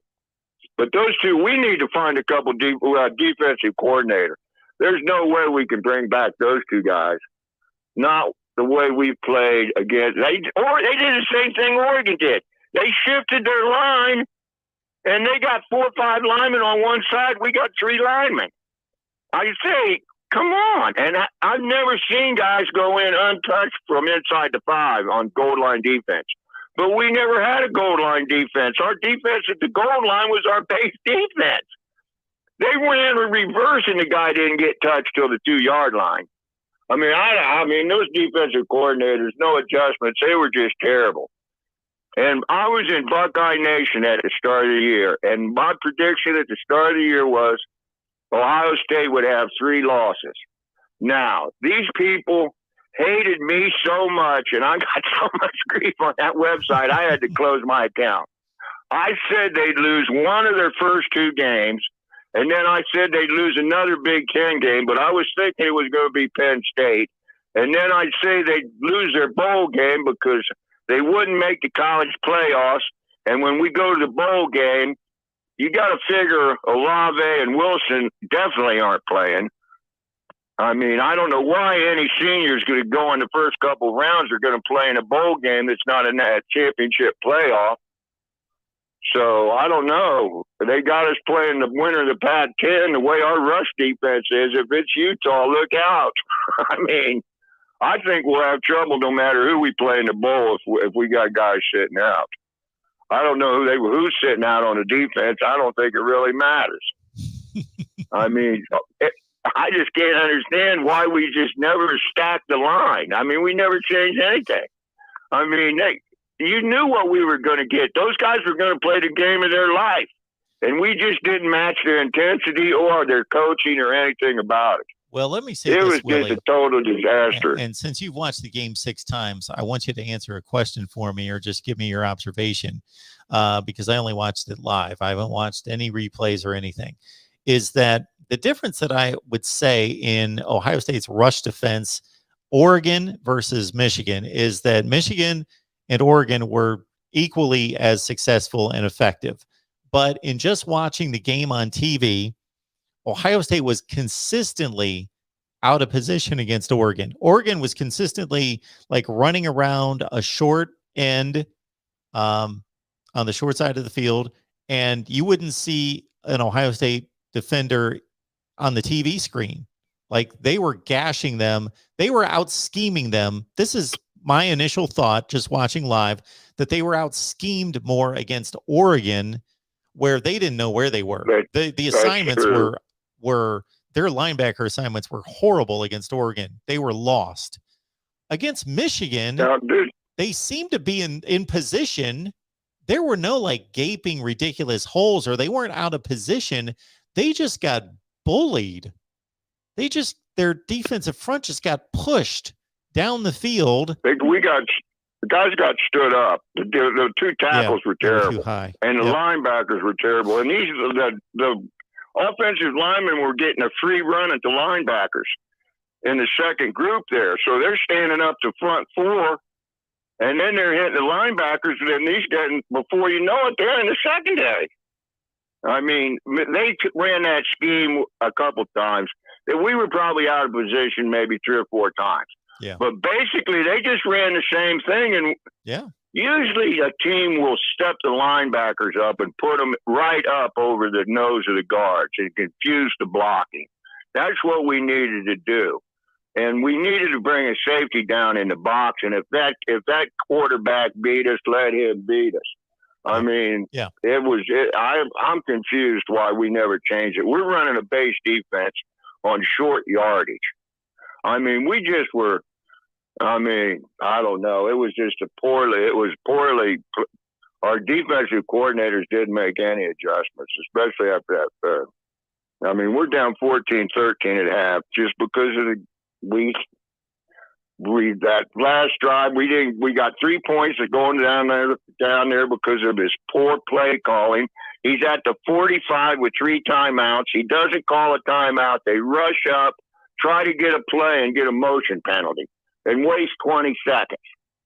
And then he throws to Wilson in the end zone, which was clearly interference. I don't know how many times that guy has been grabbed in the end zone and hasn't got a call. He's probably been interfered with more than any receiver I've seen in college this year. But his play calling, and then we come out the second half. Those 3 rush plays, I'm still trying to comprehend those. He ran 5, then we ran 2, and then he brings in 16 and 34 in our jumbo package, and they sub their big boys in, and the guy don't even get to the line. Mm-hmm. We're supposed to have the best wide receivers in the country. We got the biggest game of the year, and we come out the second half down a point and run 3 plays and punt. Now, to me, I don't know what kind of a genius offensive coach is going to call those plays.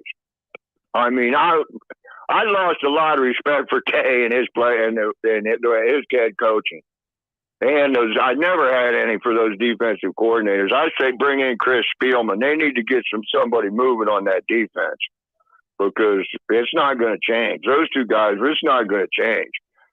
I mean, those guys just didn't know what they were doing against Oregon, and they didn't know what. They just didn't make any in-game adjustments. And now we're going to go into a bowl, and I don't know. We're going to have trouble in any bowl we go to because I don't know. Have you heard who's sitting out any of the bowl games? I mean, we're going to definitely lose some of our best players. Yeah, it hasn't come out, but we'll find out soon. I mean, I'm just. And Michigan celebrated like they won a Super Bowl. I mean, they wanted to beat us. I mean, that just shows you how bad they wanted to beat us and how bad we didn't want to beat them. Willie, I think that game's bigger than the Super Bowl. I mean, those guys I've seen epic proportions of this game, and I don't know. It was just a disaster, a coaching disaster, a player disaster. I can't believe it. I just couldn't believe the play call and those 3 runs to start the second half, and then they run 3 plays and go 81 yards. Yeah. Are you freaking kidding me? Like you say, Willie, if Ohio State couldn't throw and catch the ball better than any team in the country, they would have gotten completely obliterated. Like when Stroud threw that 4th down touchdown pass to Henderson that barely made it over Aiden Hutchinson's fingertips, that made it 35-27. I thought there's still 4.5 or 5 minutes left in this game. I thought the exact same thing. If they steal this game, I'll think they have no business winning this game, but they still could steal this game. If they could just get a stop on defense, they can steal this game. But they couldn't stop them on defense. Then we knew they were going to run, and here we come out. That was the worst. That was the worst defensive line play. I mean, Haskell Garrett. I mean, I never seen him play that bad. I mean, I don't know. Maybe he was hurt or something, but their defensive interior and their linebackers, they were just terrible. But like you said, when we scored and cut it to 1 score, there is no excuse. You got to put 8 guys in the box. I don't care. Make this guy throw. They might get a holding penalty. We might tip the ball. You can't let them run the ball. That's all they wanted to do. And then we didn't do it. We should have had everybody on the line that last series. And we should have been double teaming Hutchinson the whole game. I don't care. I watch Bill Belichick do that every Sunday. That guy for the Browns, he's got the most sacks in the league. Cleveland, he goes against the Patriots. The Patriots got 2 guys on him from the time they ran on the field. I mean, you can't. I mean, Michigan.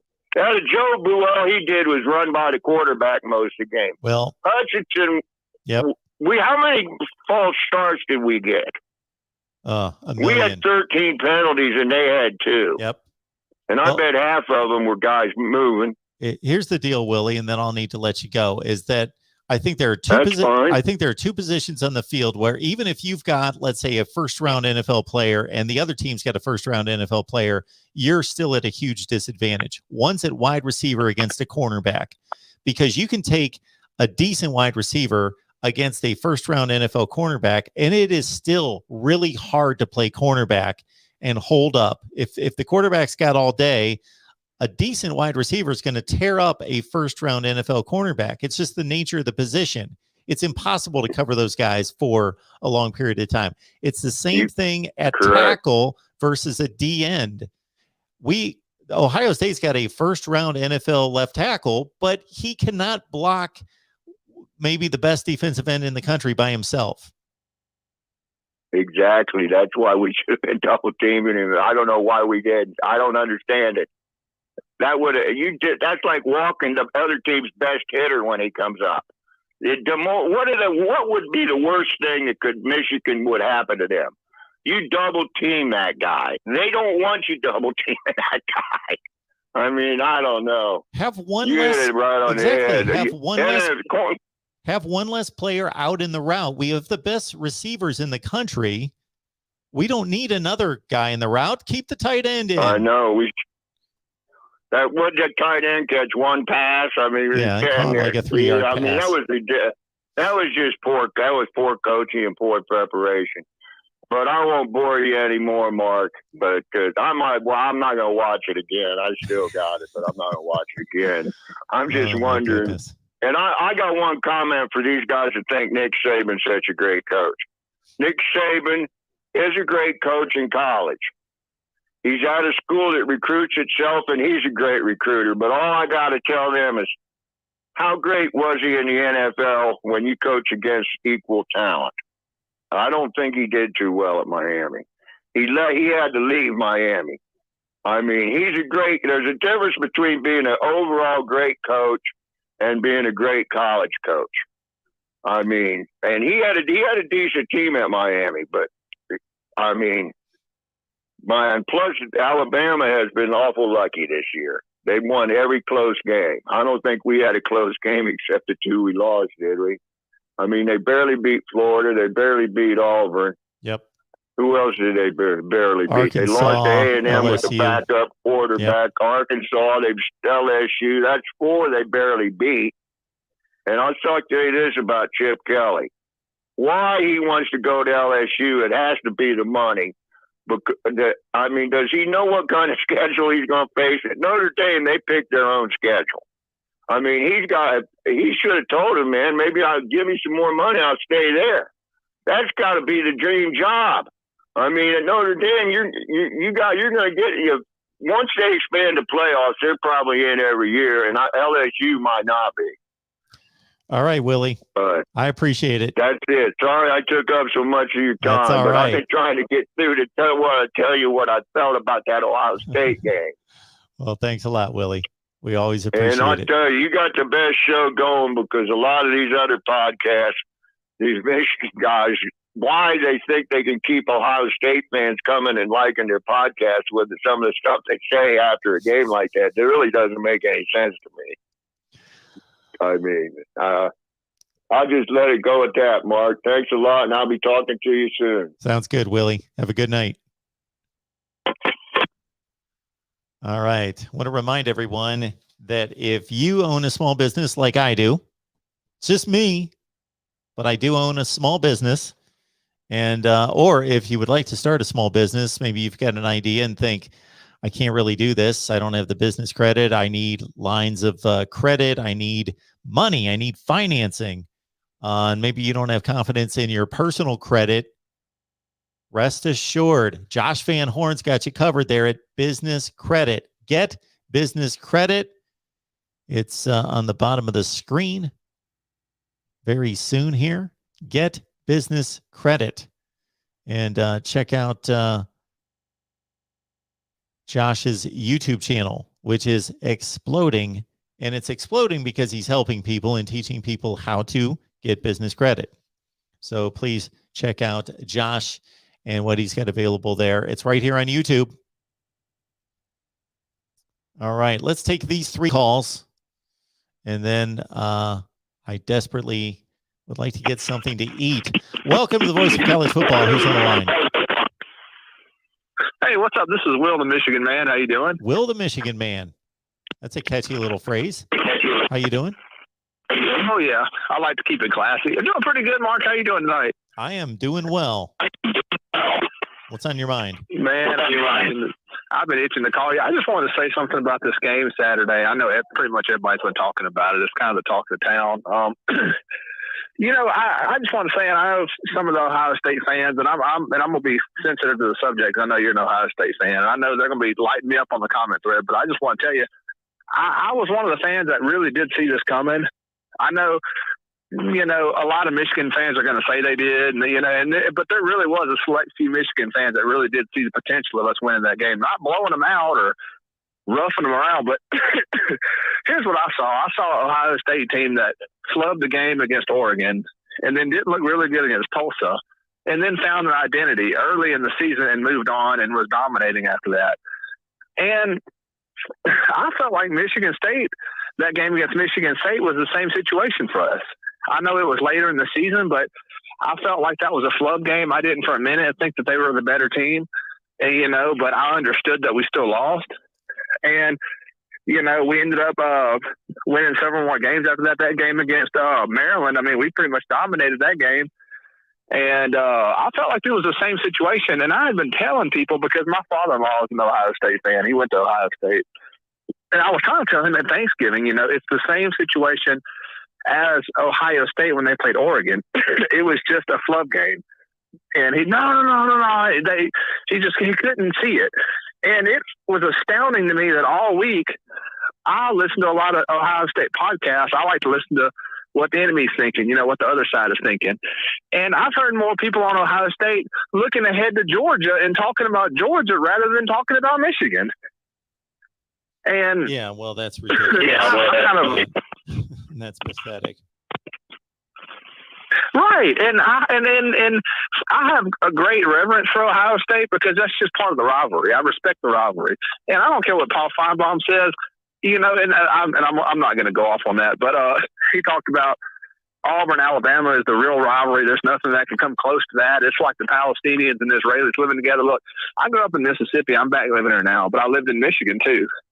It's not even close. It's not even close. Paul Feinbaum is an self-admitted SEC homer that favors the SEC, particularly Alabama, in every sense. It's not even close. My dad's a diehard Alabama fan. He met Nick Saban. Not Nick Saban. He met Bear Bryant when he was a kid. It's not even close. Ohio State versus Michigan is the premier rivalry in North America. You lose friendships over it. Some people take it too seriously. But I want to say that one thing Woody Hayes said, and there's a documentary called The 10-Year War talking about when him and Bo went at it. And he said that in regards to the 1969 game, when you have a team that's playing for pride, that's a dangerous thing, because pride, a team that has nothing but pride on the table, that you've got to really treat that carefully because that's a dangerous team that's playing for pride. And I felt like Ohio State didn't really look at that. It wasn't, I felt like they just weren't prepared. It was more, and I know they prepared in the sense to where this is Michigan. Oh, we hate Michigan and all that, all rah-rah stuff. But I felt like they were preparing to just beat Michigan, and they weren't prepared to take this seriously at all. And that's what cost them the game. And I was listening to your caller, Willie, talking, and I agree with everything he's saying. But one thing that I heard him say that I've heard a lot of other Ohio State fans is they didn't make any adjustments. And, there's things they probably could have done differently. But, Mark, in my opinion, it was five-star talent against five-star talent, and one side of the ball wanted it more than the other. And Michigan, it's elite talent versus elite talent, and Michigan is coming into this with a chip on each one of their shoulders. And Ohio State's coming in we're just going to beat Michigan. Let's just come on in here and beat them. And Michigan came out swinging, and you saw as the game progressed, Ohio State players started getting frustrated. We saw Cameron Brown ripped the helmet off a Michigan player. You saw a lot of false starts. It was just a lot of evident frustration because they didn't think it was going to be that hard. And I think Ryan Day is to blame, but I'm going to tell you what, I think the culture is to blame too. I've already heard people talking about getting rid of Ryan Day now. This is his first Big Ten loss. Are you kidding me? I understand he inherited a good team, but, y'all are going to talk about getting rid of him. I'm not talking about you, Mark, but, that is ridiculous. You just got to understand some of these Michigan State people some of these Ohio State fans got to understand Michigan can sneak up on them. And I just want to reference it to Ole Miss versus Alabama in 2014. I think Alabama was ranked like number 1. That was when they had game day in Oxford, and Katy Perry was there, and she picked Ole Miss to win. But Alabama, they just thought they were the superior team, and they went to Oxford and played Ole Miss, and Ole Miss beat them. And I believe Alabama was ranked number 1 then. And all I heard all week was Alabama fans saying, "Hey, don't worry about it. We'll get them next year in Tuscaloosa. Next year they're going to be in our house." Well, you know what? Next year Ole Miss went to Tuscaloosa and beat them there. Mm-hmm. They didn't respect them. They respected them after that. And I've heard a lot of Ohio State fans saying that. Don't worry, we'll have them at the shoe. Well, hey, if y'all want to think that, I hope y'all's coach thinks that too, because they'll come to the shoe and do the same thing. You've got to respect your enemies. You got to have respect for the team you're playing, because what happened Saturday was, I'm not going to say a manhandling, but I don't think it was a situation where strategy failed. I think it was a mindset. I think they came in there and they just didn't think that it was going to be what it was. And, I've been hearing things, and I follow a lot of the players on Twitter, and I've been to several games and met some of the players, and I can feel something different this year. A lot of Michigan fans were talking about it. This is a different team. And I'm not talking about like Chase Winovich and the revenge tour. I'm talking about serious talent, and I knew they were going to bring something. I didn't think it was going to turn out the way it did. But, talking about running off your coach, and, we just got to understand Michigan can beat Ohio State. You can't just push your coach off a plank. And, it was just five-star talent versus five-star talent, and one side wanted it more, and that's what happened. There you go. That's just what I want. I appreciate it. I appreciate it was. So, and, that's really all I wanted to say, though, man. One side wanted it more, and Ohio State fans, that's fine. You can be mad at Ryan Day. Do whatever you want to do. But if if they don't take this seriously, it'll happen again next year. And it's already working in our favor this year, and it's going to work. If we beat y'all next year, it's going to work even more in our favor. And I mean, I have to ask you one thing though, Mark. Are you at least excited that the rivalry is actually back to being like an actual rivalry now? No, that does not excite me in any such way. I want to win every year. Well, I understand you for wanting that, man, but we'll see what happens. I just wanted to just kind of speed my point on it, man. Let's change the culture, man. Ohio State fans, change the culture. Quit just expecting to win every year. This is going to keep going downhill for y'all if y'all keep doing that. Well, thanks for the call, man. I appreciate it. Thank you. Have a good night. You too. All right. Well, a lot of the stuff that he said there was it's pretty much conjecture. Just because a team loses a game doesn't mean it's lost its culture. So maybe it has, maybe it has not. But everybody loses games at some point. The thing that has to be understood too is that we don't know that Ohio State went in there expecting to win or just assuming a win, let's say. We don't know that Ohio State was arrogant and overconfident. Who knows that? We could have said that every year for the last 20 years, practically. I have stated on here many times that I am and was fascinated that and impressed to a certain extent that Ohio State could stay that fixated and that obsessed with Michigan. Think about human nature. What is human nature? Human nature would tell you that if you whip up on an opponent, regardless of what your coach is telling you, regardless of what the rest of the state is telling you about how important this game is and that it's this great tradition, these guys are 18, 19, 20 years old. All they know is that we whip them every year. Big deal. I don't care about what happened in 1975. This is today, and we know that they're no good because we whip them. So I have been astounded that Ohio State has been able to maintain this type of focus and obsession with Michigan, beating them that consistently year after year after year after year. Just think about that from the standpoint of human nature, and trying to convince a bunch of 18 and 19-year-olds, yes, they are a serious threat. We need to be focused. I'm not talking about telling them the day of the game, telling them that in March, telling them that in August, talking about that in the weight room, having signs up everywhere to remind Ohio State players that this rivalry is everything. And here's the countdown clock. Anybody in their right mind would think, why are you showing us a countdown clock to a game that we win every year? Why don't you show us a countdown clock to the team that, to Clemson like they did, or whomever they lost to that particular year before? Show us that countdown clock. Why do we need a countdown clock to a team that we whip every year? So if anything, I've actually been astounded that Ohio State's been able to maintain this kind of focus and obsession with Michigan. And maybe that went away this year. It looks like it did, but teams lose football games all the time. So maybe Ohio State just lost a football game.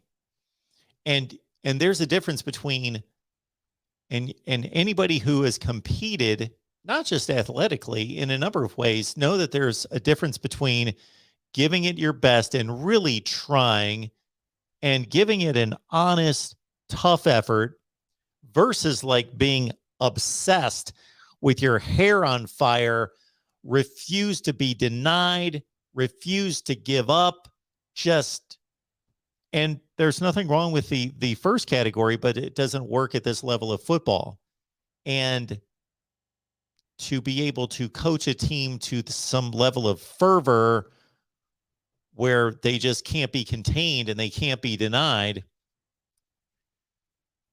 that doesn't just happen every time out, every game.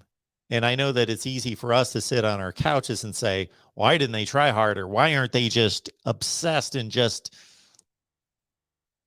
I believe that the effort was there. I just think that Michigan was so sick of losing, and just had it. Plus, they had the talent and the preparation and the previous results in the other 11 games to let them know we should be confident. Welcome to the Voice of College Football. Who's on the line? Hey, Mike, it's Minnesota Dave. Minnesota Dave. How's it going? It's going good. It's going good. Yeah, I have a couple questions for you. I'll make them quick. I watched the Minnesota game in Wisconsin, and there was a call on the first Wisconsin possession that the running back, they only had to go a couple inches to get a first down, and he hits the hole, and then he turns around himself, and then he gets tackled behind the line of scrimmage by Minnesota. I'm thinking to myself, obviously, he did not get the first down. But Wisconsin called on the refs call on forward progress. Wisconsin got the first down. He did not. He went by himself and tried to get more yards. And he got hit behind the line of scrimmage when he had the first down, obviously.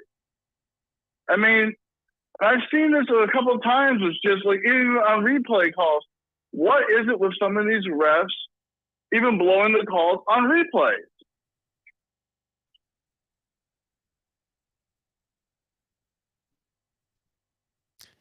I don't know what play you're talking about. I may or may not have seen it. I watched a good portion of that game, but I don't recall that particular play. So I really don't have much response to you other than to say that these guys are moving at 1,000,000 miles a minute. There are 22 of them on the field. There are going to be blown calls. Once they kick it up to replay, it's obviously their responsibility to get it right.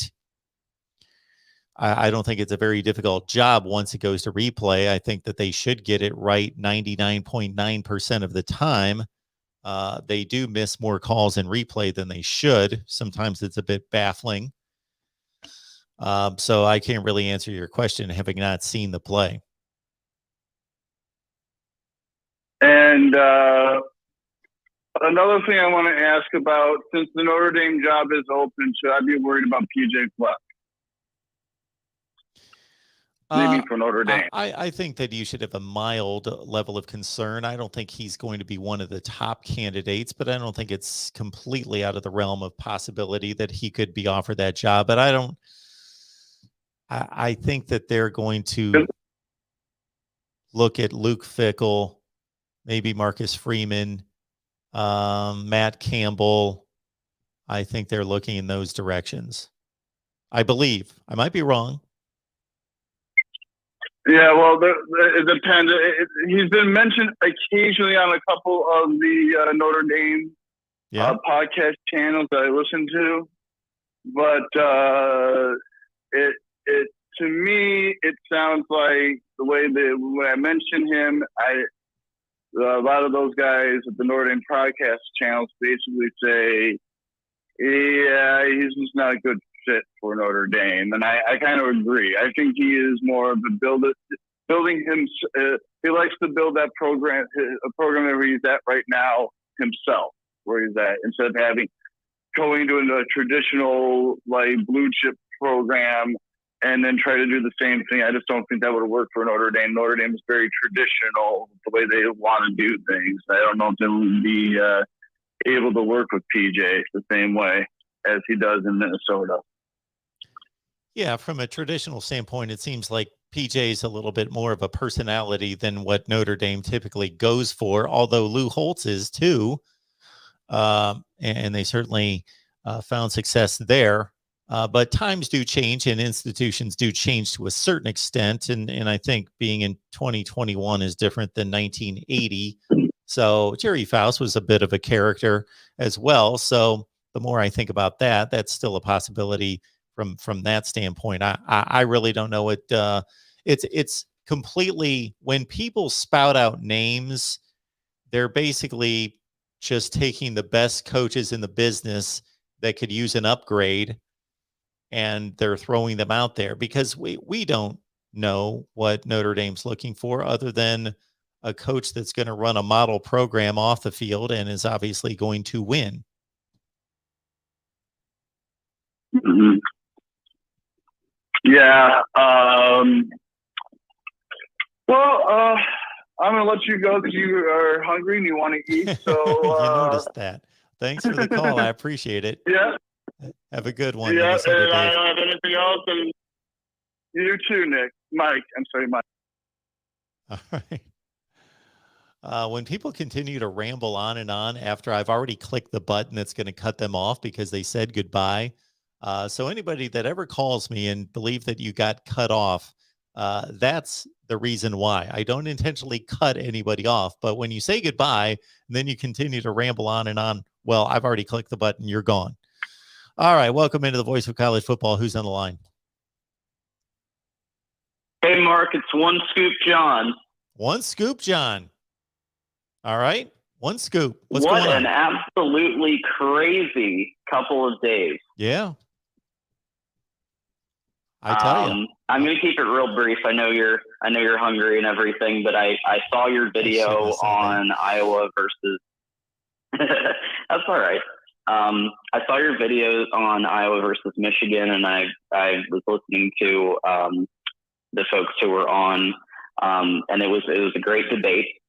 It was better than some of the actual shows on sports TV these days. Wait a minute, really? We do a better show once in a while than those guys do? All right.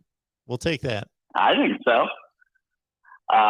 So this is kind of where I'm at with Iowa versus Michigan.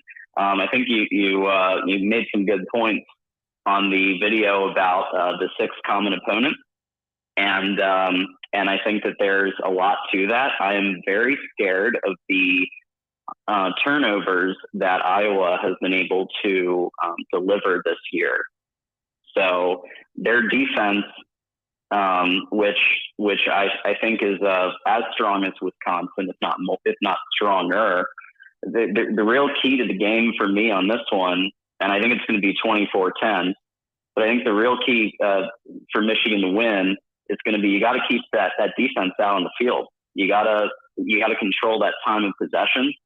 So Hassan Haskins is going to do that, short passes, all that good stuff, because you want to use that strength against them. They have one really elite phase and one phase that is questionable at best. That's being charitable.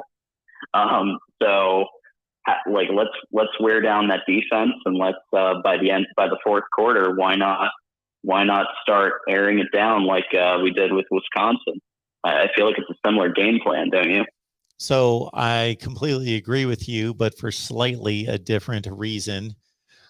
So yeah, the longer you can keep Hassan Haskins on the field and that offensive line pushing them around, and you're obviously chewing up the clock. But I think that that's less to Michigan's advantage than it was certainly this past week.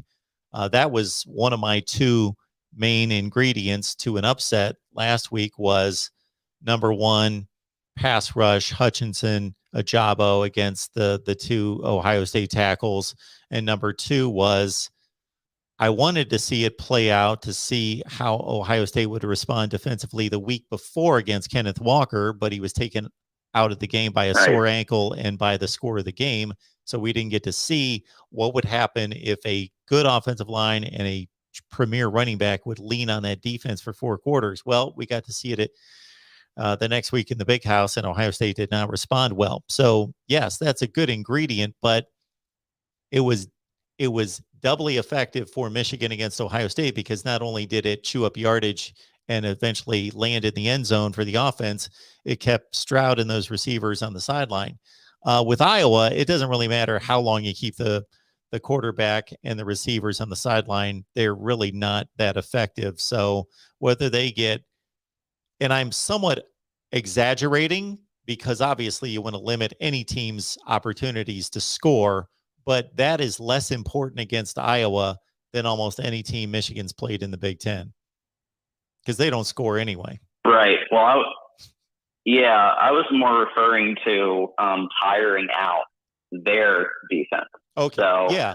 In the Wisconsin Absolutely. game earlier in the season, it actually was fairly tight for a while.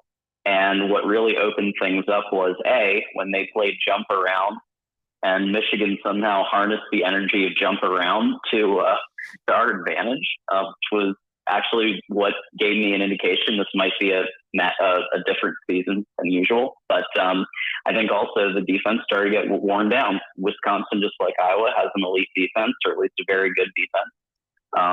Not so good offense, with the exception of a few plays. And by the fourth quarter, we wore them down enough where we started to get some chunks of yardage. So I feel like from that perspective, I'm not too worried about their offense and keeping them out. I'm more worried about let's just get that defense as worn down as we possibly can to then start to gain those yardage, get those points. Absolutely. All right, man. Well, thanks for the call. I appreciate it. Go eat, Mark. Okay. Have a good one. I appreciate it. Have a good night. You too. Bye. All right.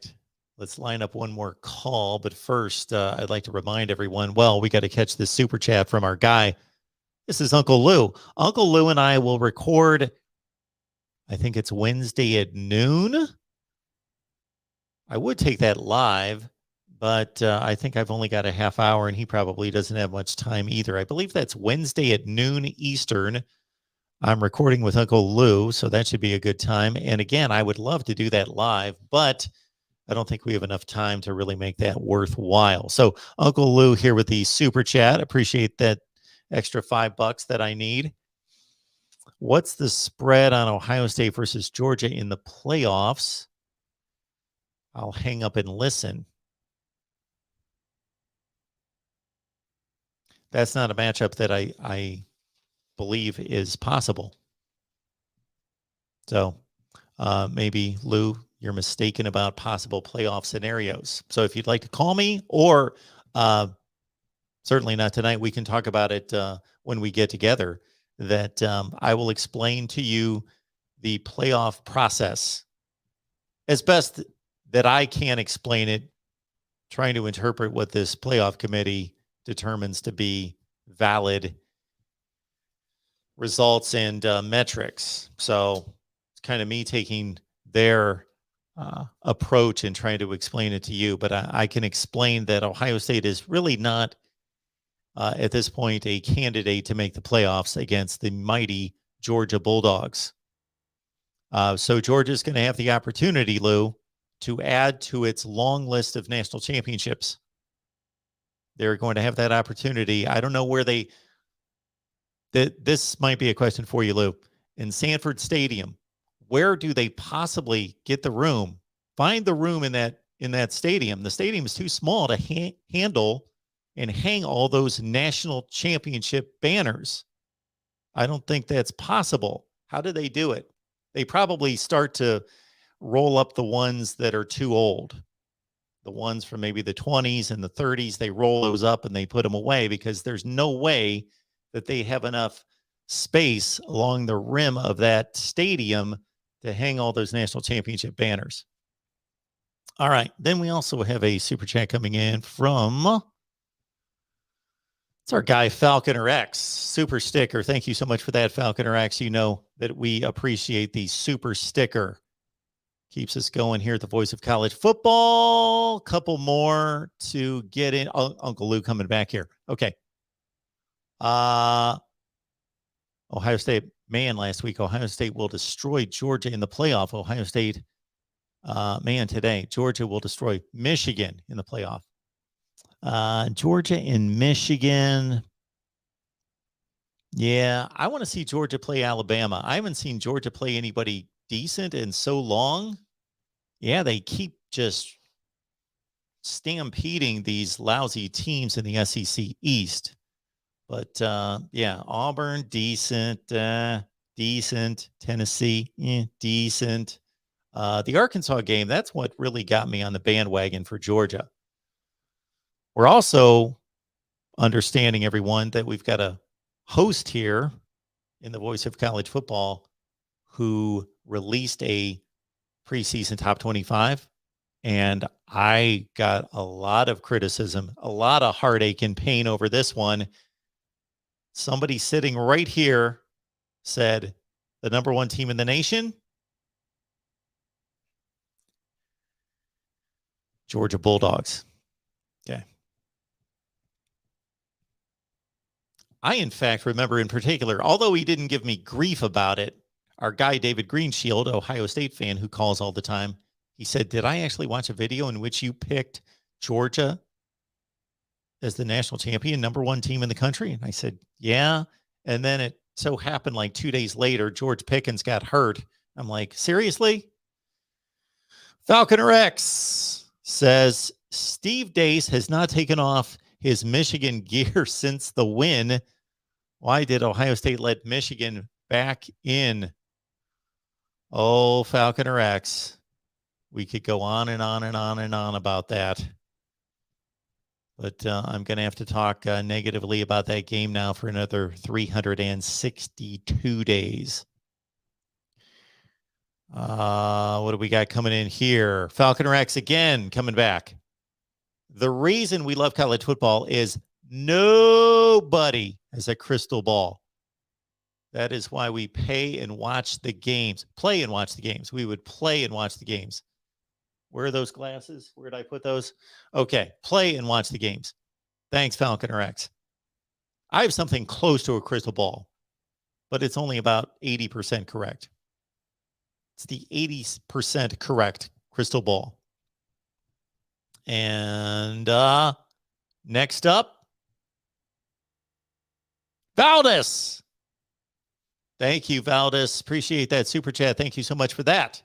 Mark Rogers TV is clearly superior to other college football coverage. Well, Valdez, that's a nice comment for you to make. We are doing our best. That's all I'm going to say. If you guys could, and I appreciate the kind comments, believe me, if you could, based on my background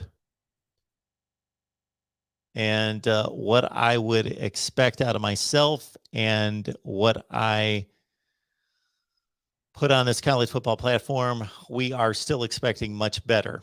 So we are hoping to do better in the future. Right now, we're just spitting out content. I am just spitting it out like a conveyor belt or a factory line is kind of the approach right now. But we will do better in the future. But thank you, Valdez, for that. Last call here at the Voice of College Football. Who's on the line? Oh, it's high times for Uncle Lou and the TTUN fans and Steve Dace. Yes. High time. Did you hear that I just referenced you, David? I did. You could, nice troll job by Uncle Lou. You know what he was trying to do there, by the way. I mean, seriously. Well, sure. I mean, I did my very best. I couldn't do it in true Uncle Lou style because, he's irreplaceable. He's the guy, and I certainly cannot one-up him in any such way. But if you heard my response, I was just letting him know that I find it, I just am flabbergasted. I cannot in any way fathom how they can fit all those national championship banners in Sanford Stadium in Athens. I don't know where they have the room. Yes, they must. It's kind of like the team up north putting all those leather helmet, natties up there in their stadium. Before that we even had automobiles out there. So they celebrate those left and right. David, Ohio State should be asking Michigan right now. They should contact Michigan and let them know, how does that work with the banner for the Co-Eastern Division Championship? Now, how does that work? Should we be raising a banner for our Co-Division Championship? No, Ohio State's way above that. I like to think so, but the TTUN fans have not been there since the Clinton administration, so obviously they're having fun. It's high times right now. Did you tape your conversation with your bro man Steve Dace? By the way, did you guys? We did this afternoon. Yes. Okay, well, I'm sure he got a kick out of that. I mean, this is the happiest time of his life, so he's got to have it. So I'm sure he was quite gleeful, especially being in an Iowa movie theater this weekend. That's good stuff there. But I did want to pose a question. I got to throw this out there with the coaching situation and coaching carousel. And I don't know if you put this out there to your Notre Dame guys or you consider this. So what's the situation if Cincinnati makes the playoffs and Luke Fickell takes the Notre Dame job and then Marcus Freeman takes the Cincinnati job? I don't know and if I both came teams up, make the playoffs. yeah, I don't know if I came up with that exact scenario, but I must have, because I did say something, because we were talking about, has it come to this where coaches would take another job and miss a college football playoff? And then I kind of processed it the same way that you just did. And I said, wouldn't it be something else if would Luke Fickell coach his current team against Marcus Freeman and his current team, or would they just switch sidelines and coach their new teams? How would that happen? Yeah, I was listening to some of I caught the tail end of your conversation last night after the Kelly news hit. By the way, on a scale of 1 to 10, were you shocked at like a level 10 on that, Yes. Mark, or Yeah. or does just nothing surprise you anymore? Well, I know I say that from time to time, and most of that has to do with the actual results on the field. But yeah, Brian Kelly just doesn't seem like a fit for LSU from a culture standpoint. It just doesn't seem right. Yeah. I mean, he definitely looks like a Notre Dame guy. I mean, he's a Boston Irish Catholic coaching at Notre Dame. I mean, come on. I mean, that's like, if that doesn't fit, I don't know what does fit. So, and then he's going to go to LSU. I mean, I think the LSU job is still one of the top 5 to 10 jobs in America. Do you have it that high? I don't know what you would put it on your scale, Mark. I'll go between 5 and 10. I'll go between 5 and 10. That's about right. I think with the recruiting base being as strong as it has, I mean, the last 3 coaches that have been at LSU have won a national title. So, but I think the key with Kelly is, I mean, let's be honest. I mean, Orgeron caught lightning in a bottle with Burrow. If you push his record out in 2019, it's a very average to below average record for an LSU coach. And I think that unless Kelly can come in, bring in the right staff, now he should be able to recruit in the top 5 or 6, but that's per normal in the SEC. And his path is obviously that much tougher in the SEC. So I really wondered about this move by him. I mean, did your Notre Dame people get that? I didn't get to hear their commentary on it. So we had a discussion, the one that you're referencing live last night, and then we taped another one today after a little bit more came out. We taped another one today, and the one Notre Dame guy that we have on, Nathan Erbach, who anchors our postgame Notre Dame coverage, he doesn't take any offense to it. He sees the benefits of going to LSU. He sees it more as a even job swap. He sees certain aspects of Notre Dame that would be probably in higher status, but he also sees, again, the benefits to LSU. So he wasn't necessarily offended by it. The other guy, James Rowe, very much sees it from a historical standpoint, that how in the world do you leave Notre Dame to go to LSU? Well, I mean, I think with Kelly, to be perfectly honest, Mark, and you tell me if I'm wrong on this, I think he plateaued at Notre Dame. I think he basically looked at it and says, this is about as far as I can get this program. I mean,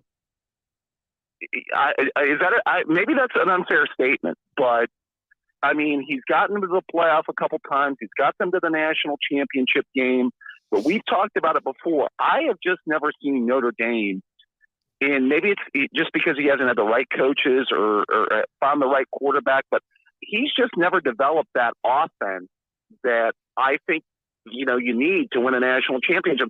Although this year, as we talked about, this year might be the exception year, and maybe he just feels he's more likely to build that at LSU.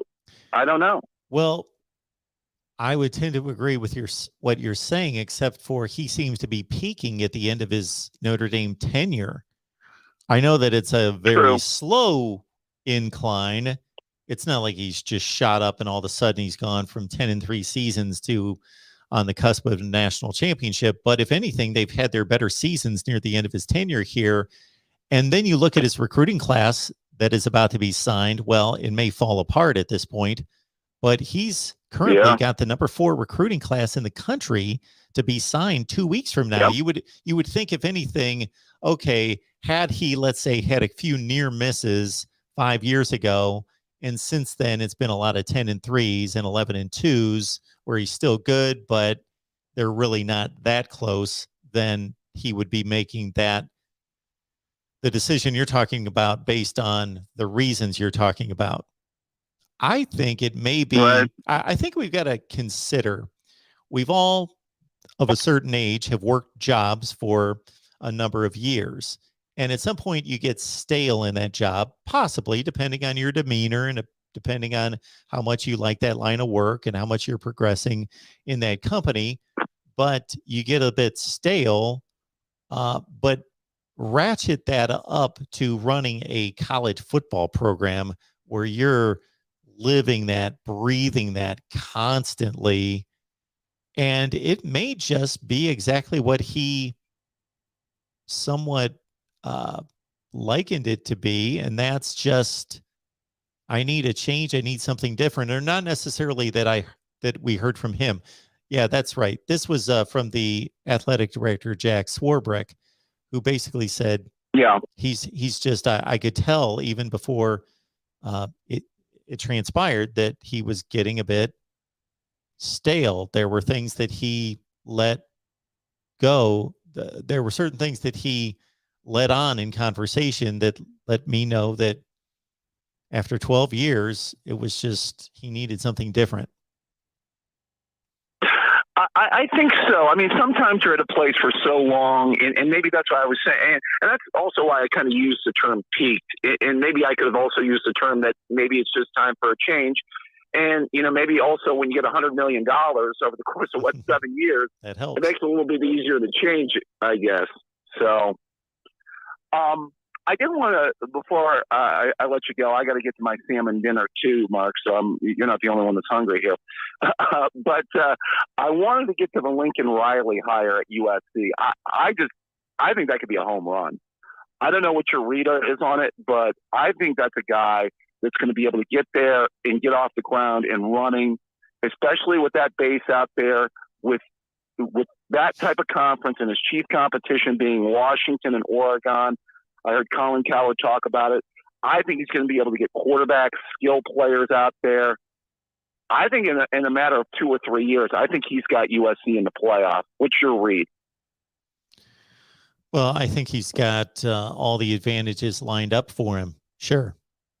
The conference, the recruiting, the name brand that he brings, in addition to and married now with the name brand of the school. I just think that, the big thing is, like Oklahoma, he better find a defensive coordinator, which, he never really, although I guess I heard he brought Alex Grinch over from Oklahoma. Did you hear that too? Yes. Okay. So we'll see how that goes. By the way, any word on who takes that Oklahoma job? I heard Venables is the rumor. What are your Oklahoma people telling you? Yeah, that's what I'm expecting. Okay. That ought to be interesting. He knows the landscape. He's been there before. Hey, you going to do Buckeye Talk tomorrow? We sure will. 1:30 Eastern. Okay. I need my therapy, Mark. I'm still wearing black, still in mourning here. So, all right, Mr. Rogers, you enjoy your dinner, Mark. Thank you, David. I appreciate it. You too. All right, folks. There you have it. Thank you so much, everyone, for contributing, whether that be smash the like button, contribute right here through the Super Chat. Thank you so much for everyone that did. I believe we got to all of them. And certainly, if you would like to bypass, I'll get to this last one, actually, that's coming in from Feet and a million numbers after that. Nick Saban did not seem like fit for LSU either. Fair point. I could expound upon why he was a better fit at that point, or appeared to be, coming from Michigan State and a West Virginia native in comparison to Brian Kelly, but I get your point. All right, everyone, welcome. And we appreciate you being here. And at a certain point, after I've talked for about 14 hours consecutively, I understand that that's about all I've got in me. So thank you for being here. We've got live shows galore tomorrow. 12:30 Eastern, Oklahoma Live, 1:30 Eastern, Ohio State Live, 5 p.m. Michigan, 6 Florida State, 7 Miami. We will see you starting at 12:30 Eastern with Oklahoma Live.